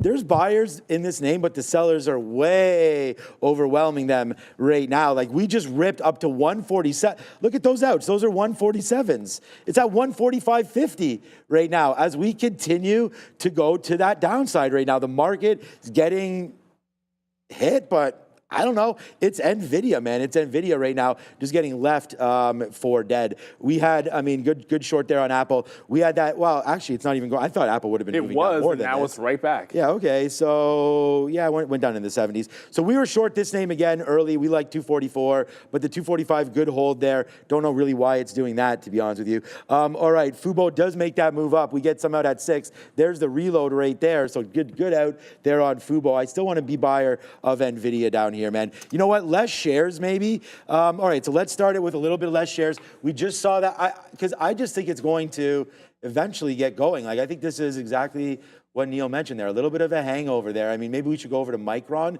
if that's going to be stronger, because now Nvidia, I'm just looking at the chart here. Nvidia's down now 2%. I just think it's a buy opportunity. Nvidia down 2%. Like, Micron's at VWAP right now. yeah, so that's probably safe. Well, I'd like to see it do a rounded bottom here off VWAP. It is 10 o'clock. We got jolts coming through, so I'd rather be on the other side of jolts in terms of adding or taking a new position. So let's go to the desk right now. We've got happening now and numbers. Yeah. Jolts here, 8.098 million jobs added. That is well above the previous print here of what looks like an upwardly revised 7.839 million. It's also well above the consensus here of 7.7 million. So again, just to clarify, Jolts job openings for November, 8.098 million versus 7.839 million expected. So pretty nicely above expectations and the previous print here. We also had some ISM services PMI, also above expectations, 54.1 versus the forecast of 53.5 and the previous print of 52.1.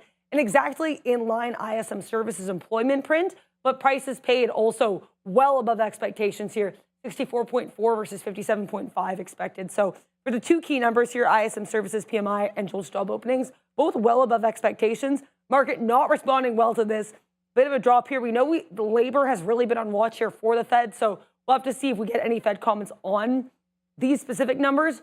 No Fed speak for the rest of the day on watch. We had some comments from Fed's Barkin earlier, but we do have comments from Donald Trump to be aware of here. So DJT certainly on watch there, down about 2% initially, slightly positive on the day. 11 a.m., Trump expected to speak from his Mar-a-Lago home.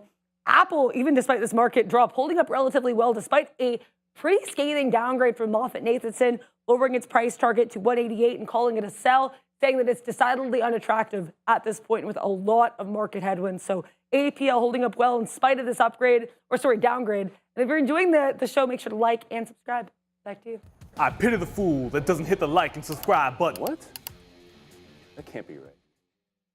What happened? No, I was just checking my Halt scanner, and there was not a single stock that's halted this morning. Yeah, I haven't heard anything about Or halts. it's just broken. Here comes VWAP and losing VWAP on Fubo. So Fubo, for us, then now the bid is losing it for sure. Third time not a charm. Really, the breakout's the only trade that worked there. It is still the best stock because the breakout was good, but you've just lost VWAP in there.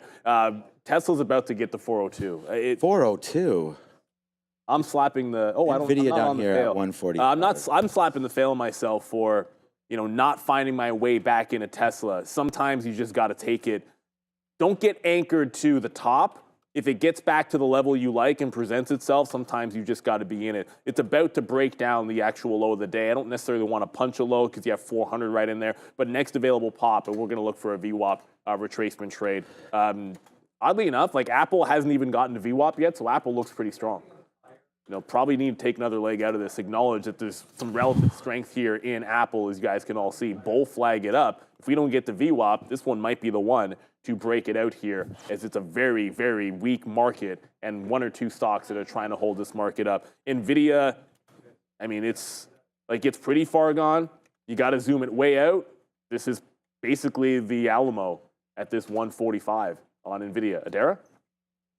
Keep an eye here on TLT. We know this is the 20-year bond auction ETF or bond ETF here for the 20 years. Just keep an eye on TLT, getting a big volume spike to the downside here, breaking below the support around 86 halves, trying to bounce right now just above 86. So TLT, part of a larger downtrend and getting that pretty significant volume spike to the downside right after we got those higher than expected JOLTS job openings, which included actually an upward revision for October's print. So stronger than expected job openings, basically pushing the market to the downside, guys.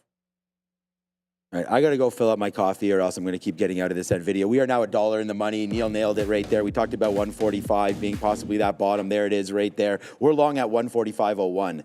So right now, nice movement. Okay, we still got half of this position on. So actually, what am I talking about? We got 60% of this position on. All right, let's get some more out. There it is. More out right now for that dollar as we give it, trying to make some back. I mean, we've been giving it up on Nvidia all morning. I'm not going to tell you this is a positive stock because it's not, but this is a positive trade. Finally finding that bottom. Now let's wait to see if it can go back up. We are still in 55% of this name, and we'll wait to see what happens now for that play. Fubo, did it break or did it not break right there? My order did not go out, so we'll have to wait to see. It's broken VWAP, but I don't know if it broke. Yeah, okay. I was waiting for, all right, let's give it to the 200 period. It is coming back down. I mean, Neil already sort of mentioned this before, so let's get our orders in there for Fubo. Right now, breaking this 540 and change. We're going to have to cancel some upside trades on this name just to make sure that we have enough, because I don't know if it's pay for short or not. 548 break will mark it out of everything. We'll be red. Like if this goes down, breaks through, obviously we'll be red on this name. There it goes. We made money on this yesterday quite nicely. So, so far so good. But yeah, Tesla definitely 400. Day two giving it back. Tesla 400. Okay, I got to deal with this Nvidia though right now. We're getting out some more there at 95s. Hopefully this will continue to go up. But that Tesla 400 is interesting, Neil, because wow. I can't believe we had that short too. Yeah, I mean, it's Tesla 400, so it is what it is. It's a frustrating one. We had that short, and it's going to not have worked out. By the way, XTIA, for those in the small cap, it has not broken that pre-market support yet. So XTIA is actually holding on. Fubo's given it up a little bit, but I still think that one has a chance to go. We'll get to it. Maybe, are we going to break 400, or are we just going to stare at this and not break 400? All right, little bounce there on Tesla. So let's go over to this XTIA. This is what I mean. Look at it hold 17 cents. So I like this. Double bottom. If it can make a little bit of a rounded bottom reversion, back up through 20, XTIA could get going again. It's just crossed 1.2 billion shares in volume. It's going to be an absolute rocket ship. So no break on Tesla there, but XTIA, I think got some attention going to it. I think you have a mean reversion on Nvidia. If it retests 145.5, that'd be the area where I would add. But I'm going to replace temporarily. Fubo can get back above VWAP, but it's XTIA out of these small caps. I like the fact that it's held this low. All it has to do is close, breaking this little trend since VWAP, and I'm going to take my shot at this. For the first time, although I was just sort of testing orders out in the pre-market. I was in and out of it. Just wanted to see the fee structure on a particular gateway. So is what it is. My first real trade will be right here if it breaks 18. All right, we got good trade there on XTIA. I mean, good luck. We like the trade there. I mean, over 1 billion shares. We talked about that. All right, man, more outs. We just got gifts, and we ain't looking no gift horse in this mouth. That's for sure. With that Nvidia now up to 146.25. There's $1.50 now in the money and still trying to go. So we still have 35%. A third of this trade on right now on NVDA, and the market's where it is. I mean, if the market takes off, I think this is an opportunity right now to see a bigger move. We're holding a third, so it's not like I believe in it that much, or I'd still be holding 2/3 of it. But it's come out here. It's topped out a couple times at 146.50. So we got to get out when that does happen. So that's what we did. The next stage of this trade would be to try to get back through like 147 and change, 148 and change. But the market is now at that level that we talked about yesterday, where we started to bleed down through. So here goes the break back down in on the NASDAQ. So you're definitely looking to go short on something now. I see Neil's at least got short Apple. We're both long Nvidia. But right now, there it is. Trying to break a little bit lower is the NASDAQ. Not holding that 21,700, not even close. Now even lower, man. 21,500, 21,600. Starting to go lower, lower, lower. That Tesla's probably right back there. Yeah, it's right back there. I just had a really, really late fill on Tesla. Like, I wasn't even in the position, and then it was already back through. I mean, it's ultimately a good thing, I guess, that we're immediately out of it. But I got this without an opportunity to get some out there for that 75, 70, maybe 65, 70 cent scalp trade as we're right back to the 400. So a bit of a wick bottom there on Tesla. I did take the breakdown, or at least through the order for the breakdown, with a tight stop at that 400. Anytime I'm punching low of the day, I'm going to have a bit of a tight stop. So if that's going to bounce off 400, it could be a good sign here at least. I mean, Nvidia just held the 145.5. Although, once again, we're running into a little bit of resistance in front of 145, 146.5. So you've got a bit of a bottoming pattern happening on Nvidia, but we're not getting much of a bounce. Like these kind of wick bottoms, I'm usually expecting it to do one consolidation and then break the next level up. That's not what's happening here. So you're not getting the mean revert that you want out of Nvidia. That means we break 145.5. I just got to jump out. This market is bleeding way too far. There's the retake of 400 on Tesla. Now we'll try to jump back into this. Apple, which is the only short that we've held, it's finally at VWAP, but now I want to hold through VWAP on Apple. If we've been through all this, the market wants to continue to make lows. Apple losing VWAP, I think, has a long way to go if it wants to join its cohorts. And I guess, apologies for me jinxing XTIA, because as soon as I was able to say, this is the small capper that's holding on to the low of the day, I'm taking it on a reversion, breaking 18. It tagged 17.9 something. Right there, it was like 17.969 or some nonsense, and then just broke down. So we're just going to have to cancel that break-it order. Even the small cap runners can't seem to get through this malaise that the market's in. The NASDAQ now down 0.8%. It's hilarious. I feel like I'm always... it's not true, and I don't want to be that guy. I feel like I'm jinxing breakouts when they happen. That would look like a really good setup. It just never happened on XTIA. But the NASDAQ bleeding through, all you've got is go right back into the third here, this 21.55. Any kind of a bounce zone off that is the reason why I don't necessarily want to chase shorts at the lows of the day. I think it'd be a little bit tricky. Probably going to have to give up on XTIA. That said, and I'm only looking at the two small cappers here, Fubo, still looking not bad. Like, it's above $5 guaranteed, obviously. It's still above that 525 that's yesterday's high. So it hasn't really broken all the way down. Could still make a bit of a mean reversion here on Fubo. Volume still holding up pretty well. So this can break trend. I'd say it looks pretty good, although I just said the same thing about XTIA, and XTIA didn't end up breaking that trend line. If Fubo does, I'm going into Fubo. But whichever one does it first is the one I'm going to get. All right, we're going to reload a little bit here on NVIDIA. So that will be something that we'll look to do and are doing right now on this name. So we'll get into that one quickly and see what's going on. So again, we did have a good price. We had a better price down there at O's. Come on, futures, can we go or not? To the upside. All right, so we're going to get out if that does break through 145. The thing is, I have so many scripts that have hit today because, levels just broke on us. That Tesla trade, crazy. Apple.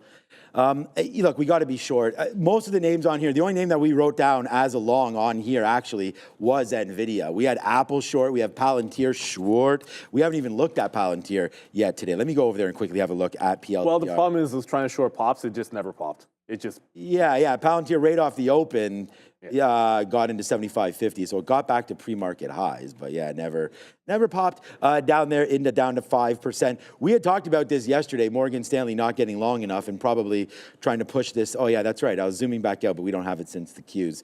All right, so down into 70. I think this is where Palantir gets that boost. So we're not doing anything until that. So finite. We're going to wait to see if that can come through. Easy call for me on that. All right, because we did reload a significant piece, not a significant piece, but something, we're going to, oh yes, sir. There it is, man. The face slapper, the money maker. Right now, there goes NVIDIA right there to the upside. Let's go. Good reload there as NVIDIA now $1 back into the money for us. So there it goes, man. NVIDIA with a nice move. We were just talking about it, and boom goes the dynamite. Nice reload down there on NVIDIA. So, yeah. Keep going, man. I mean, this day is getting better. hit on Nvidia early. Everything else positive, right? I mean, Tesla, Fubo, sort of a walk in the park, as well as Apple. So no money really being made anywhere for me today, other than trying to see what can now happen with Nvidia. But that's what trading's all about, man. I think there's no scalper like me, obviously, that I've ever met. And they're like right there. There's where we get out 146.20, 146.30. So we still have shares. But we'll get out at 25% of that right there as Tesla just broke 4 bills. Hoth. No. Oh, Hoth. Tesla's under 400, but Hoth is now gone. It's broken 220. It's broken 240. This one is absolutely running. I am into XTIAs. Fubo, as it finally made that reversion and back above VWAP, but Hoth doesn't have much standing in its way until it gets to about $2.80 to $3. So shout out to everyone that managed to grab that one. It looks like it was the right call. There were a few small cappers that we liked. XTIA never really set up. Fubo still looking good. It just held VWAP. So a bit of a trend reversion here on Fubo. Oftentimes it's like, it shows you the VWAP hold. You take some shots at it, but until it breaks the trend down, there's your lower highs. There's it breaking trend. There's it holding above trend and above VWAP. We get back in it above 580, and we'll see if we can play it back into $6. So back into Fubo. Apple's still doing pretty much the same thing. Tesla underneath $400 and not looking very good. I just saw someone in the chat saying Getty at lows. Just one note on the Getty. That Getty and Shutterstock. Is it Shutterfly or Shutterfly? Fly? I don't know the story that well yet. It's a cash in stock deal. So if you're trading I think it's Shutterfly or whatever. Yeah. It doesn't really matter. You've got to be careful because it's going to move with Getty. So if Getty's falling, that is not a cash deal. It's like there's like 1/5 of it I think is going to be cash. But be careful when you're trading that particular deal. So Fubo's still looking okay, and obviously Hoth looks like it's the big one for those small cappers. Congrats if you got it. But I'd like to see Fubo holding VWAP. No reason why I can't get back to the highs. Up 16%, fraction of what it was able to do yesterday. All right, so Nvidia falls right back into our lap again. And you're either going to support this level or you're not. And what's up to Life's interpretation there? It says, it's hard to get excited too much. Where is it there? I agreed with it. Anyways, about Nvidia, where was it? I commented on it. I said, yeah, you are 100% right.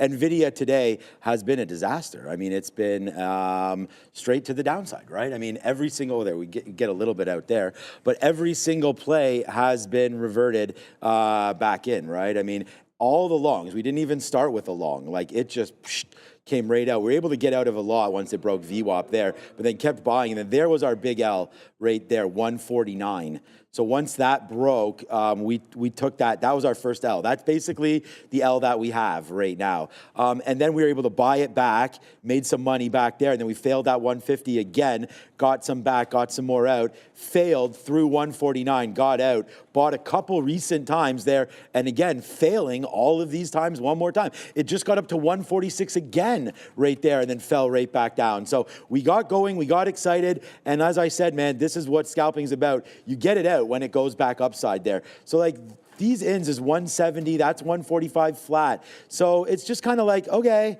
once we can get back to the upside, we can make some back on plays like that, right? So right now, our average price is 28s. So let's see what we can do now, as it looks like it does want to break through these O's. So here we go. It's Nvidia. It's fun times, that's for sure. Fun times at Ridgemont High. It's not fun times for this market. We're now in bleed territory, and not much is holding on. I have my stop underneath 145. It did a bottoming tail candle, but it's not going to hold a higher low on NVDA. So hard stop through the even dollar on that. Just quickly back over. I'm going to mention Intel. It hasn't broken the flat bottom, but the other thing is underneath VWAP consolidation. I'm just going to play. Intel was the worst chip stock in the market yesterday, and if it goes red today, I just can't see how we're not continuation short in this thing. But NVIDIA, huge disappointment. It goes from a great stock yesterday, obviously to the long side, to much worse. It was a good stock long the last 2 days, but what it's doing today on the bleed makes both these last 2 days pale in comparison. Obviously, if you're taking breakout trades, pretty clean, but just got to be able to get a dodge. Only traded it at the key levels, but probably should have been short at those key levels as well. Intel's the one I like short, so that's the one I want to join underneath VWAP. As long as we're at this $20 level, I think it's worth a shot before the $19.75 flat bottom break. Apple still in, still at VWAP on Fubo. I guess we're not getting those Palantirs. Palantir could hit that 71 level. I just rolled my eyes because, like, there goes Hoth again. You know, that's the right one today. I mean, I thought XTIA or Fubo day 2 were going to be the plays. It's Hoth day 1. They got a positive trial. I don't remember the drug, but I mean, it doesn't really matter. 225% up there for Hoth. Looks like this is going to be the good one. Apple's now at VWAP. Let's see if it can follow through. 243.5. That is yesterday's low. That will be the target if you break through VWAP here, as the market approaching that 1% to the downside. Sell-off on CES, I guess we're calling it. Yuck. Yeah, I mean, market got going there. We talked about, like, I said, like, getting nervous about some of these plays, right? You might want to get out of some Meta there near that top. We talked about getting out of some Apple. I mean, you still have an opportunity to do that as well. With Tesla, I like Tesla. So, you know, the fact that this is dropping down to 395, you know, like, we were just here. And we said the last couple of days, like, oh, wow, you know, you really missed that boat. Like, you got into 380, and then we went back all the way up to 420 again. Well, now you're basically halfway and more than halfway back right now on Tesla. So if you like the stock, you're getting close to maybe some buying opportunities. If you're talking about a day trade, though, nice to see the market bouncing, of course, as we're back long. But we just have one long. We're trying to trade less shares, trying to hold out for a little bit more space. But, yeah, Tesla, 395. Can we get a look here at that level? What is that, 393? It feels like there's some consolidation down in and around 390. You know, at this point, with the way the market's going, you know, we could always look back and say, okay, timestamp 1020, you know, it's going to be the bottom. But, I mean, if you thought at any time, like right there, holding 403 would have made some sense. Didn't. Tried to, came right back and then fell through again. So right there, that's a nice bottom that was just made there. On the 5-minute down into wick 395.30s. Let me just see. Generally, you'd like to get long once you close above that bar, but that's $400. So you're going to have to give this a little bit more room if indeed you are looking to catch Tesla on sort of any kind of technicals, because it's just straight 5-minute bars downside. Like even that one, you didn't get above its previous bar. So right now you keep on closing below, and there it goes again, bleeding to that low. So you don't, you know, you get that rejection at that top one more time. So as long as the market keeps on doing this, we showed you it's well underneath now and could continue to break lower. The next area of support, we just kind of bounced off 21.5. I'm not even sure that's that significant, really. I don't really see anything. So 21.2, 21.3. You know, I mean, there's names like Amazon that could get back into 220. Oh, quick update. Yeah, go. Apple actually wicked VWAP and held it. So, I mean, it is what it is. Like, Apple ends up working, but it's a strong stock, relatively speaking. So I'm out. I'm out of Apple at VWAP here. I'm actually not going to reload at the 245 unless it sets up really, really nicely. You can see what's going on here. Like, as the market bled, this holds on to VWAP. That looks like a pretty strong move in there for AAPL. Tesla finally trying to catch a little bit of a bid here. I am still in Fubo. This is holding VWAP. I like the higher lows that are going on with this, so we're going to stick with Fubo. And for everyone still looking at Hoth, just pull back for maybe the first time since $2. Hoth pulling back. If you can hold that 2.5, this could, like I said, it looks like it is the other. It looks like it's the bigger runner here. Great volume on Fubo, so I want to give it a chance to go. Like it's not like it's failing or anything, but Hoth is the one that's continuing to break out there for us. So good luck to anyone that happens to be in it. We haven't even talked about AMD while all the bleeding has been going on in the chip names. It just caught a bid off of a pretty significant low yesterday, double bottom on AMD. Not nearly as bad as Nvidia. If it goes green, probably worth watching. I'm only in Fubo, and that's starting to work again. So it was kind of the best stock yesterday, and it looks like it's going to be the one to bring it back to the upside. Just tagged $6. Going to get an offer at 20s, and then an offer here at 635 at those highs. Just tag $6 again. Okay, good little look there on Fubo. Yeah, nice look. Yeah, so we get out there at 550. We wrote down $5 maybe as a bottom, but we're not on that quite yet. All right. So we talked about letting Nvidia go again, and we got stopped out. We bought it. There's the move. So again, to get stopped out and lose like 30 cents and then to make it back and then, put back on the board there, that's long at 77s. Some outs there, our first outs at 30s and then again at 50s. So it's like we're really, and then again, to make it a little bit better, they're at 145. Now we're starting to go higher. But it's NVIDIA, and again, way too many fills, obviously. So we do want to try to hold out for a little bit more. I'm at 49s now, just ahead of 50. So 145.50, if we can get that fill, we'll take some more out. But look at that, like it just bounced again. So in what's been, obviously, we talk about this, you can see our trades. It's been a rough day. We'll try to hold on. I'm there. I took some out there at 20, and that's what I was trying to get at is let's take out 2% there. Let's just see if we can hold on to let it go back up to the upside without like resting on the fact that we know NVIDIA has been pretty weak, right? And so our out is pretty identifiable right now. We are out of 25% of this trade. I'm getting a little nervous. I'm going to get out some more right there at 20 as we continue to go up. Next stop right now at 49s. So let's wait to see if this can breathe and then get back up to the upside there. But a lot of fills for sure on NVIDIA. Look, NVIDIA was the #1 stock yesterday. So, sucks to give some back there today, but I don't think the trade's over. It's only 10.25. Are we ready Speaking to go? of which, I think it's we're a bit overdue. I believe it is time for the small cap recap with Adara. Do it. I don't think I actually heard the call. Interesting look here for the IWM, down only about 0.4%, which given the market weakness, not too huge, but you have to see what this thing did off the open here in the 15-minute chart. You can see we get not one, but two topping tail candles right off the open. Then we crash to the downside with the rest of the market on those higher than expected job opening numbers. Now trying to bounce a little bit. We'll have to see how IWM fares, but interesting picture for this one, as it has been for the rest of the market here. A lot of penny stocks to watch, including SYRA, Sierra Health, announcing that they have a health care workforce contract with the Washington, D.C. government. So interesting government contract there for SYRA. RIME, no catalyst on this one. It's called Algorithm, up almost 100% right now. Nice bounce for this name as well. I wasn't seeing any catalyst for this ticker, but they've run in the past. They have about a 7.3 million share float. Now, last but not least, HOTH. This is Hoth Therapeutics. This one, surprisingly and impressively, still near day's highs, announcing the positive trial results for their cancer treatment, skin toxicities treatment. So interesting look here for HOTH. Looks like they're trying to treat some of these skin toxicities caused by cancer treatments. Either way, pushing to the upside with a just under 7 million share float. So pretty small float for runner HOTH, guys. Back to you. Yeah, we keep yes, sir. Hoth, the big runner, and it's definitely heating things up despite its name. So Uber, oddly enough, Uber is actually holding pretty well at that 67. We took it once into VWAP, and then the market broke down, so we got out. It then did this trend reversion just now, where you take the trend from the high of the day, you take the trend from VWAP. It's broken both of those. So I'm back into it with the stop at the higher low on Uber, as it is. Like I said, it's been trending down. Tesla's trying to come back up, but man, these chip names just can't seem to get out of their way. Like I look over, Nvidia's still 3% to the downside.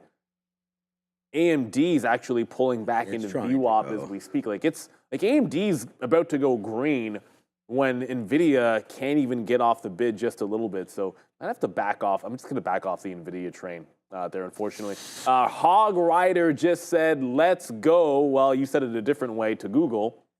So I guess, I know Apple looks strong because it held on to VWAP. That's why I got out of the short. But Google now back at VWAP as well. So there's a strong name for you.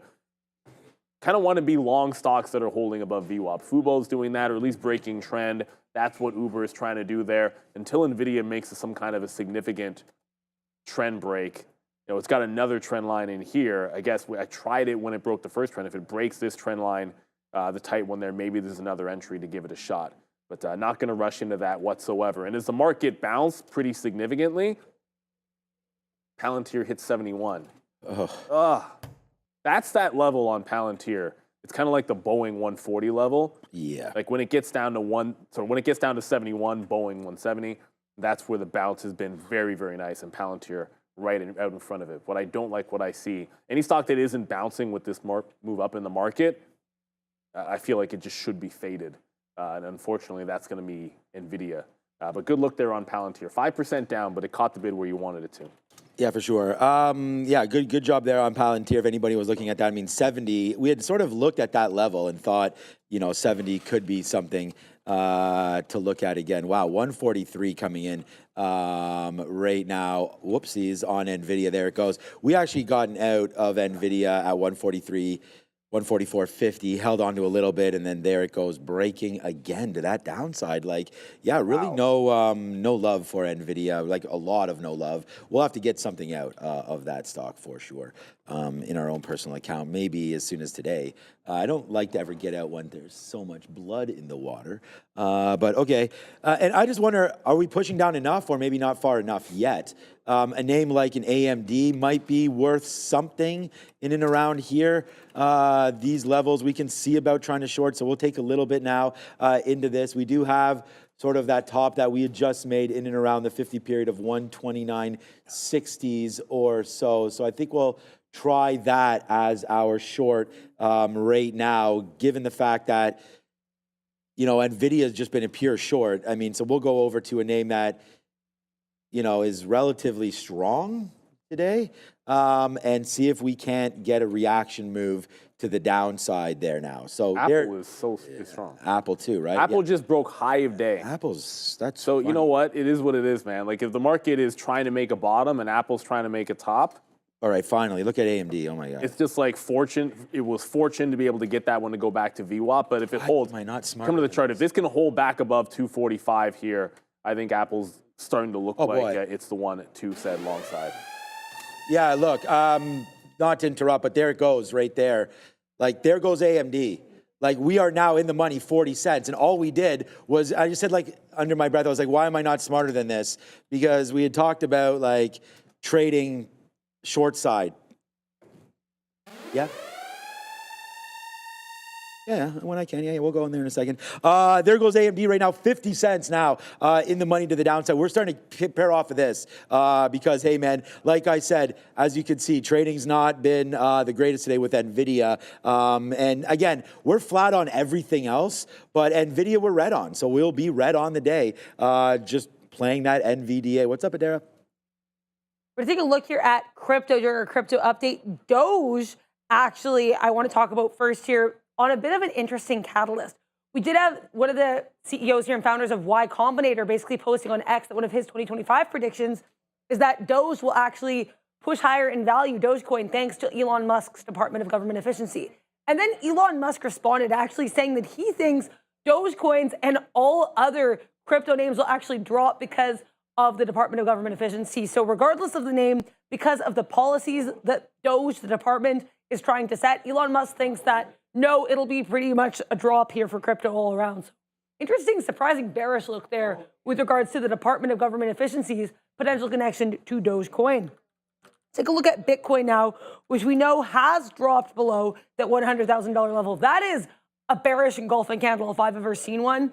Opening here around that 102 halves, currently hanging at around that 98.3 level. And actually, not only this bearish engulfing, we did not even really bounce here at that previous resistance around 100,000. So we'll have to see what BTC does here. Not really respecting that 100,000 in the way that it was yesterday with that gorgeous push to the upside, using it as a nice breakout area. Bitcoin down, Ethereum down. This was near 3,700 yesterday.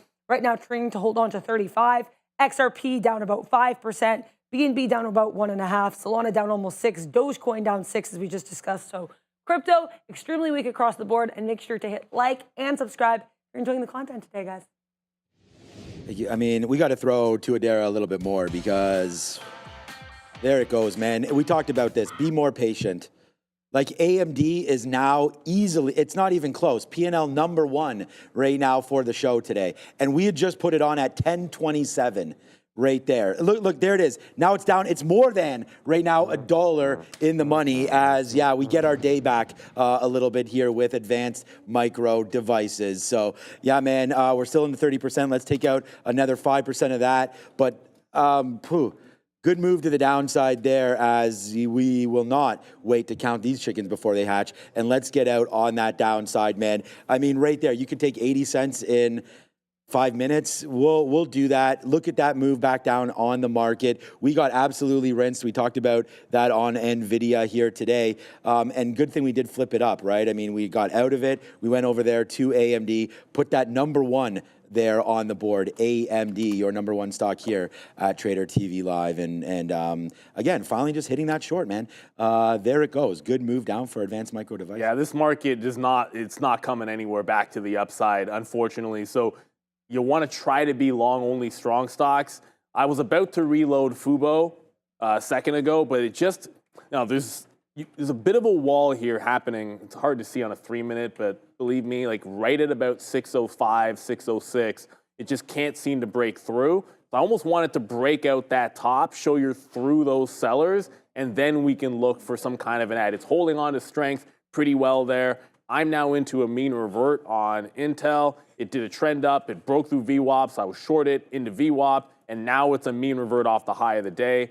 Intel's still underneath that afternoon high, so I want to give it a chance off of that top. Again, just a mean reversion trade. So it's one of those days, man. You had to be able to jump out of the way. Like Nvidia, you can take shots at it. Shot, stop, shot, stop, shot, stop.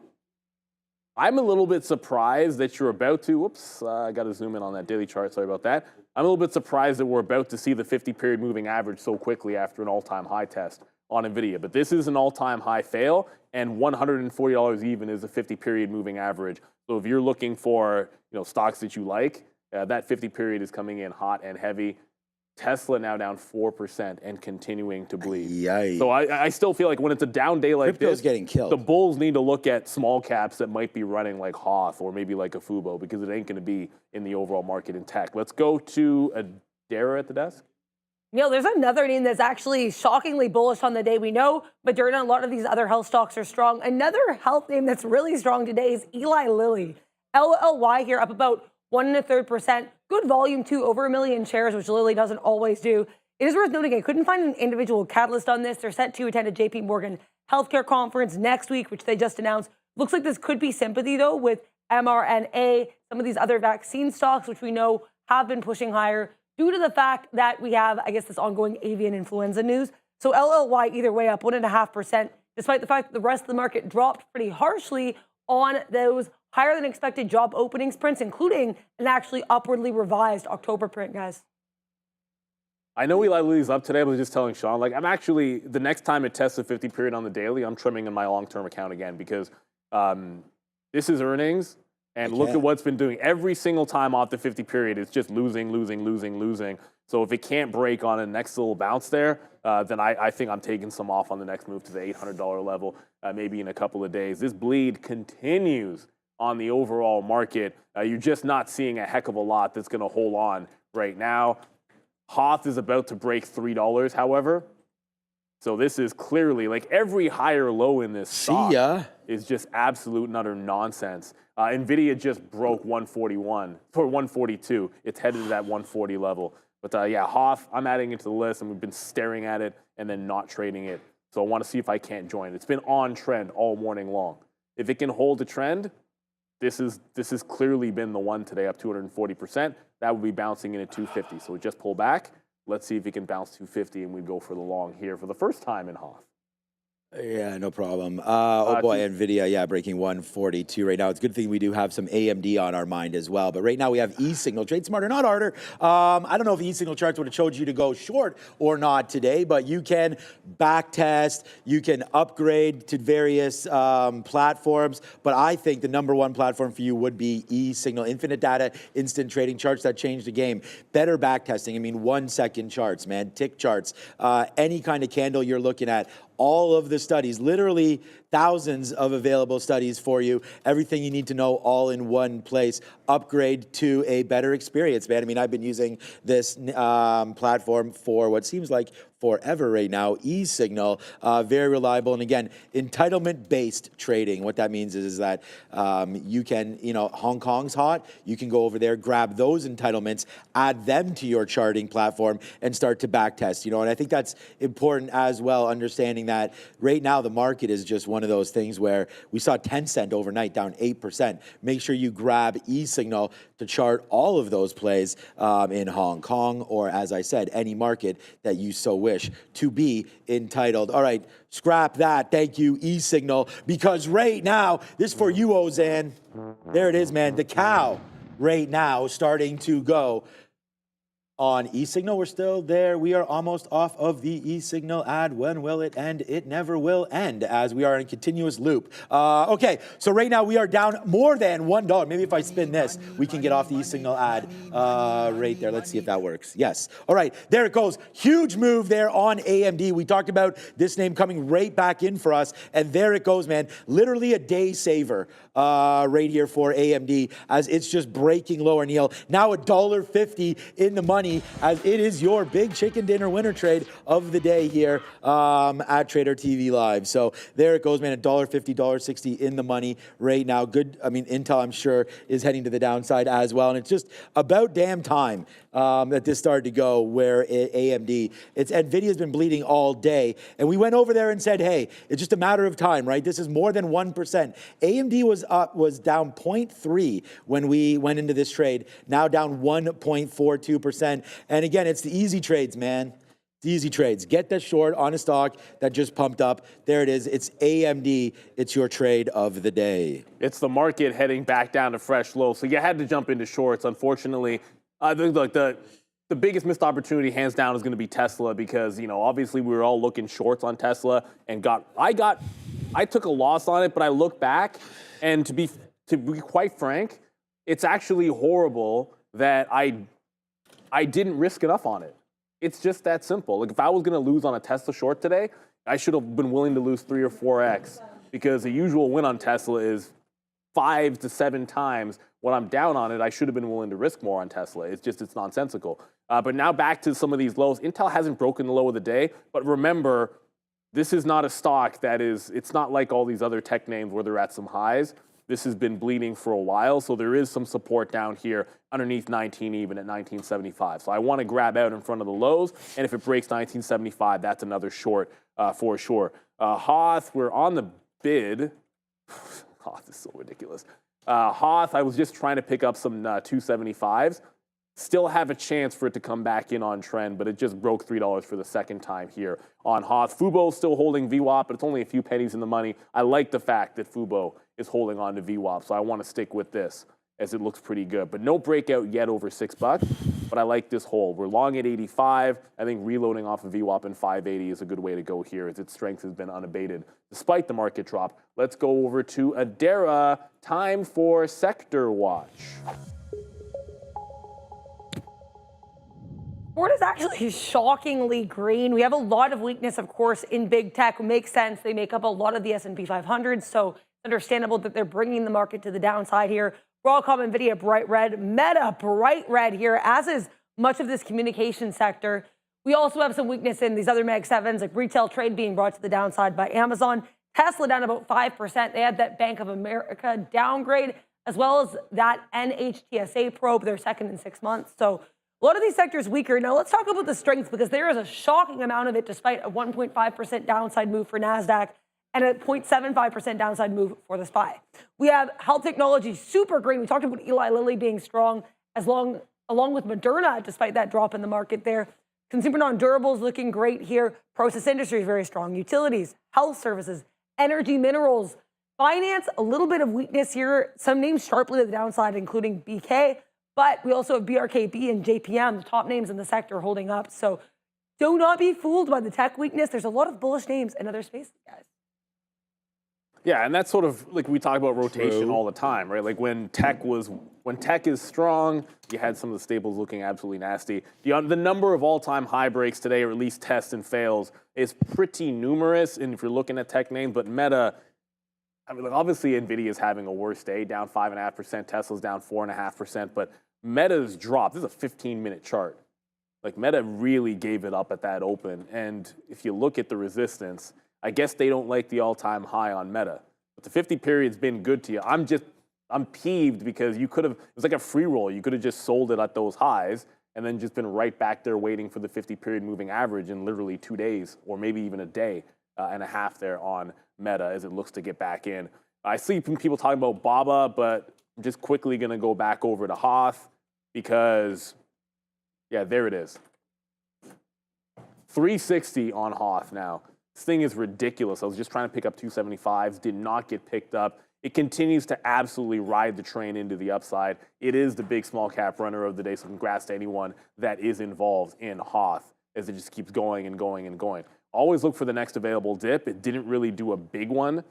If it does this again and can still stay on trend like this kind of a couple of red candles in and can hold the trend line, then I'll look for the dip buy in Hoth.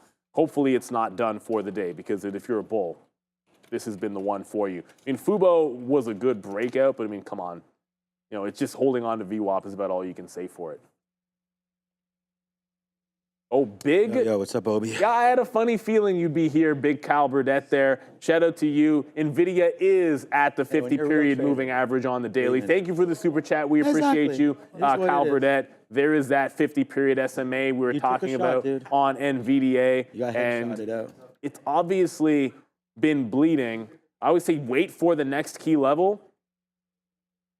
There it is. It's not quite at 140 even, and this 50 period is actually at 139 high, so like call it 139.75. So it still has a little bit of a ways to go to bounce to that 50 on the daily, but this is that zone. And when you're taking shots at these longs, always want to be at a key price level. And if you're in at least where a spot where it did bounce, okay, you're making a decision at the right price, but never want to get in when it's bleeding down. I want to wait for it to get to the next level, make a mean revert, then take the shot. You can be patient with it. That way you're not bleeding the entire day and you know you're getting it in good on at least a trading setup because it is at that point for another shot at the mean revert for sure. I can definitely see a cover here for some short sellers. I agree with you, Mr. Burdette. All right. Yeah, Hoth continues to make those moves, obviously, as we continue. Neil continues to talk about it a little bit there. So good trading on Hoth if you've got it. But as I've already said here, you know, for me, obviously, the big trade here today, and not just for me, but, you know, for what we've been doing here, AMD, I just tweeted it out. I was like, finally, we put something into the short bucket and able to make that money back. So good trading there. We didn't make back what we lost on NVIDIA, but as I said, like without this trade, it would have been pretty nasty. Not nasty, but you know, you don't want to. We lost on NVIDIA and we had flatted. We're up on basically all of these stocks are up or flat. So like there's Apple, that was good and then it broke. So that's flat. Like we took some money there, held it thinking that we were going to get this drop. We got the drop in the market. We picked the wrong stock early. Pretty simple stuff right there to know where we went wrong. And then Fubo, again, a flat stock. Instead of getting out at the 200, we should have been buying at the 200. We got out there. All right, bad mistake there. We'll lose almost nothing compared to yesterday, but we still lost about a cup of coffee. Honestly, it's about that level. And then NVIDIA, the big L today, that is for sure. We tried to buy this name in at 144. Eventually it broke, and that's where I said enough is enough, and we went over and then did a little bit of this on NVIDIA, which is now, or on AMD, which, Neil, is now $2 in the money. And then Tesla, the big miss of the day. We are flat on the stock, and that's crazy because our first short was 409, our next short was 411, and again, take the profits there, get stopped out there. So a completely flat trade, but there is the move back in. But hey, man, no Tesla, no cry, because you can see what's going on right now. We've got AMD. We finally just flipped it up, man. No more longs for me in the space yet. Let's just keep trying to get out of some AMD. We're now in the money over almost 2% in the money on this AMD trade. So, yeah, man, so far so good. The big trade of the day here on AMD. Let's see if we can hold it. Yeah, I'm back in, and we said wait for the next levels. NVIDIA's here, so I'm back into the long. We've only taken it at those key prices, and this time on a mean revert. Once again, the last downward trend, it's all red. You're bouncing 50 period. Our entry when it closes above at prior bar high, giving it to actually not even this low. I'm going to give it to this low in here.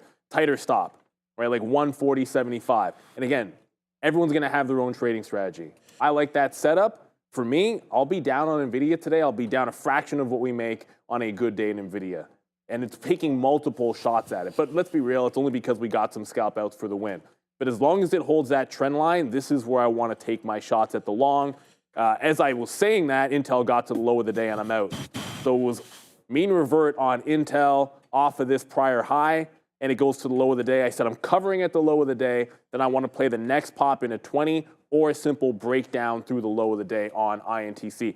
It's still green, Intel, believe it or not, which is kind of a weird one as the market's bleeding, probably because it was down so much yesterday. 5% move on Intel top to bottom.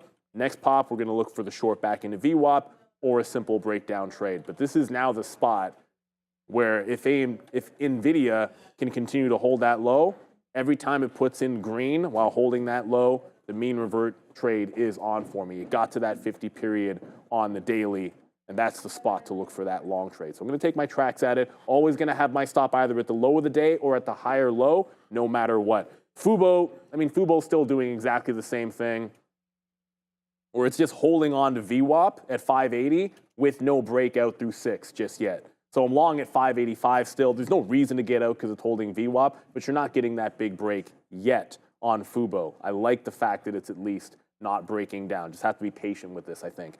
Good chance it retakes that high. I think you can probably wait. Yeah, so we're in and we're waiting for it, and that name is AMD. AMD is still that $2. It just did bounce a little bit off of 127. We do have that fill down there waiting for a little bit more.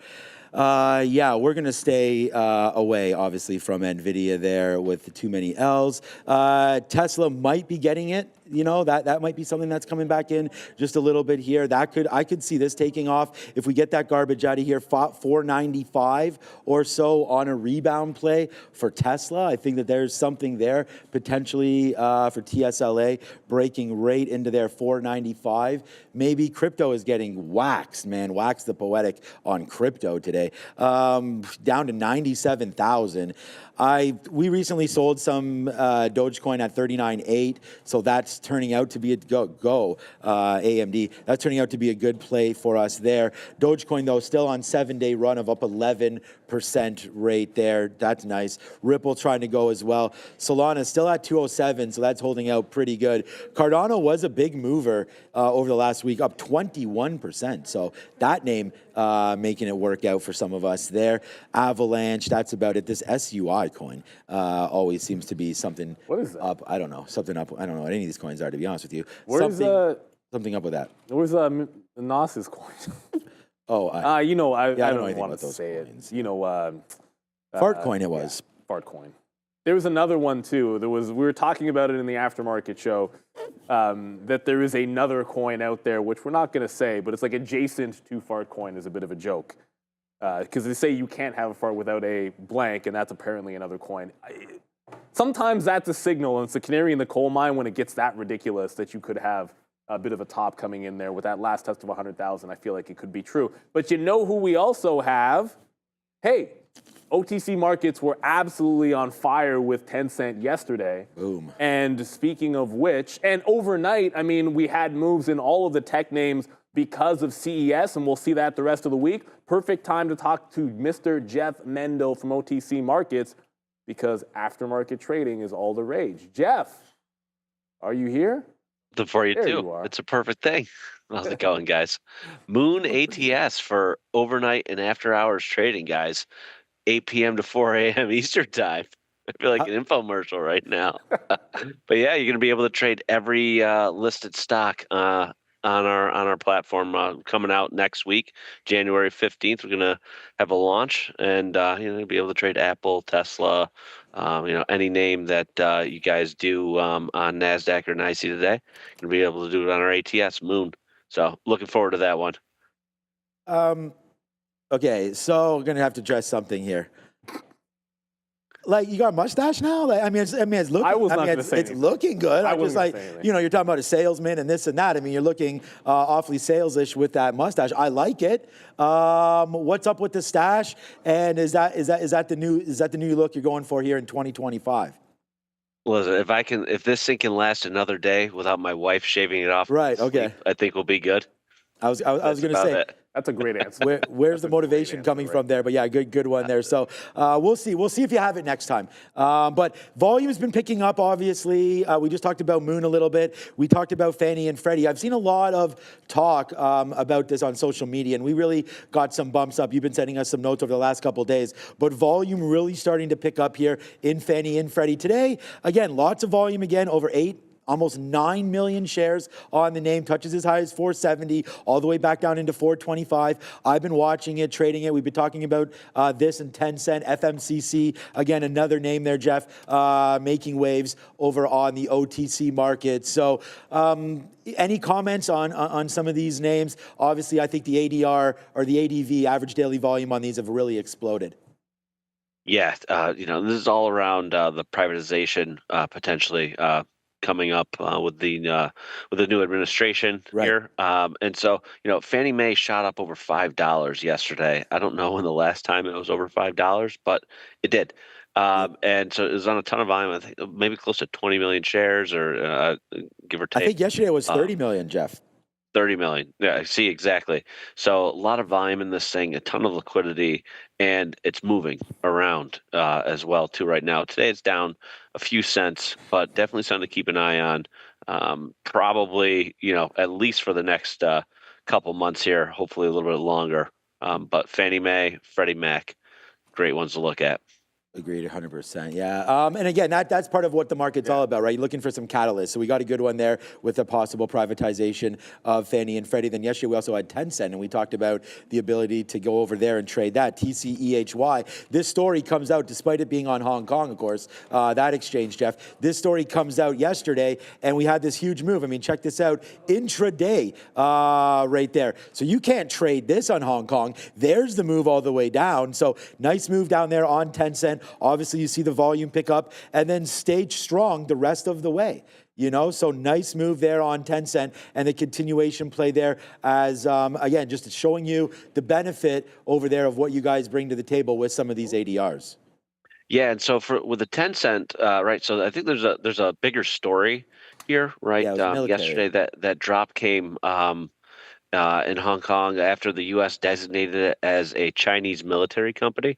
And so I think there's going to be, there could be a lot of movement in this name up and down and over the next couple of weeks. It's kind of weird, right? So close to a change in administration, why this would end up on a list such as that.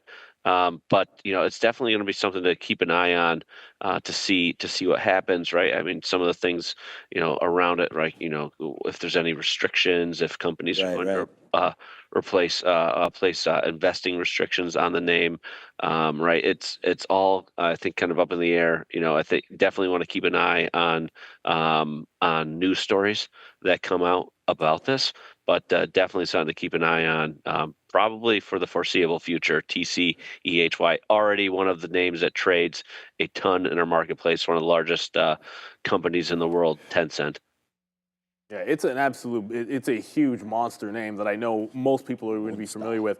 Obviously, look, Moon is launching on the 15th, right? And there's another event which I think is a big deal happening in January, and that's going to be the inauguration. I have the website up here, but just for all of our viewers out there, is there a list of symbols? Because it's going to be in the first 5 days. You're going to get the inauguration trade potentially, and I think that day will be interesting. I think the aftermarket gets interesting after that as well. Is there an initial list of symbols that you're going to have that you can find here for everybody else so they know exactly what they're going to be able to trade? And how quickly do you see that possibly expanding? Is it, go for a month and then add to that list?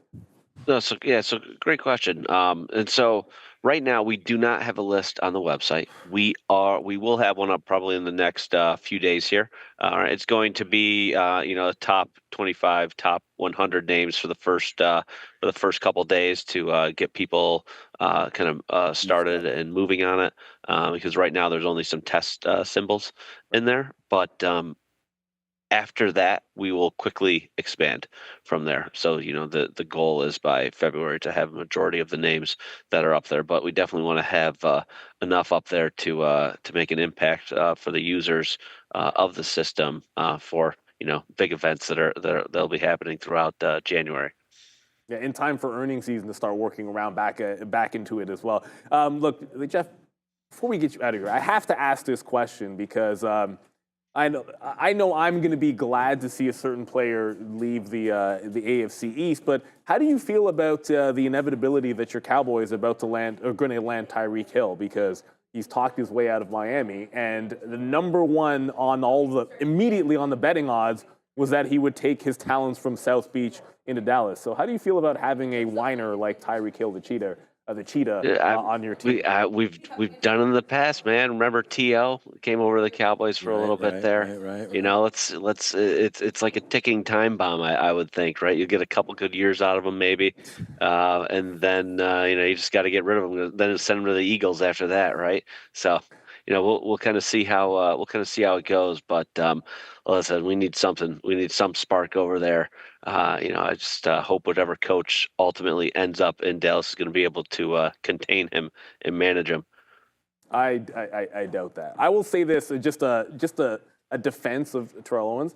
There are diva wide receivers, and there are ones that have never actually quit on their team and refused to go into a game. Like, Terrell Owens has never refused to go in a game, and as a matter of fact, he played hurt in the Super Bowl and still absolutely balled out. So, if you're going to talk all that, talk the diva thing, at least if you back it up, I have nothing against you. I actually like T.O. for that. But when you say I'm not going in, coach, Yeah, T.O. is awesome.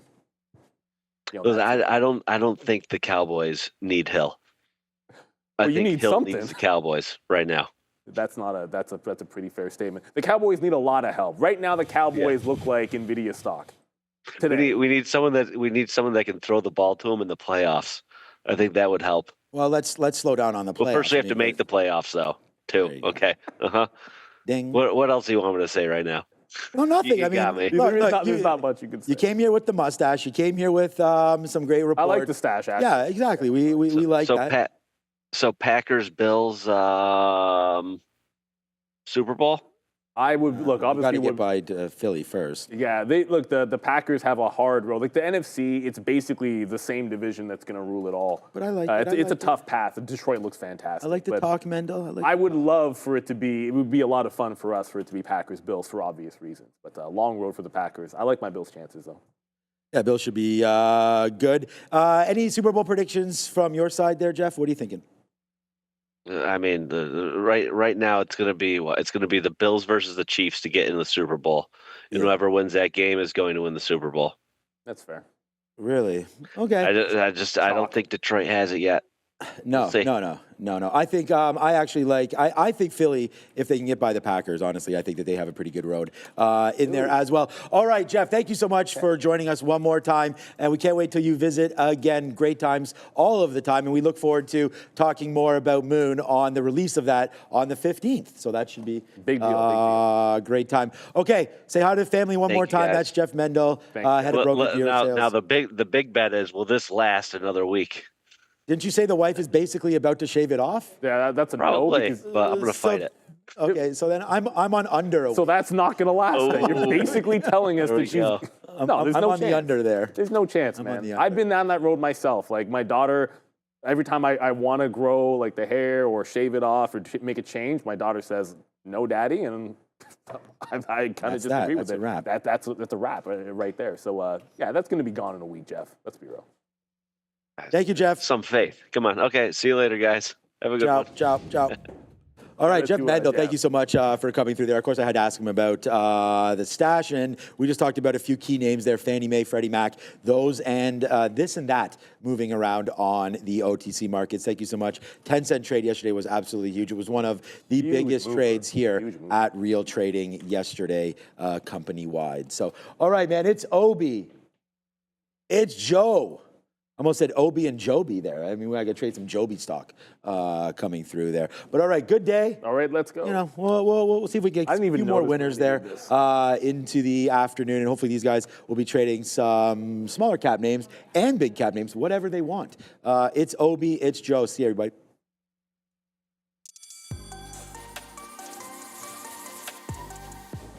What's up, my people? How's everybody doing today? Obi, how are you, my friend? Not too bad. Surviving, kind of. Yeah, that's all that matters. thriving and surviving at the same time. We'll wait for a couple people to pull over here in the chat, and we'll do some shout outs here, guys.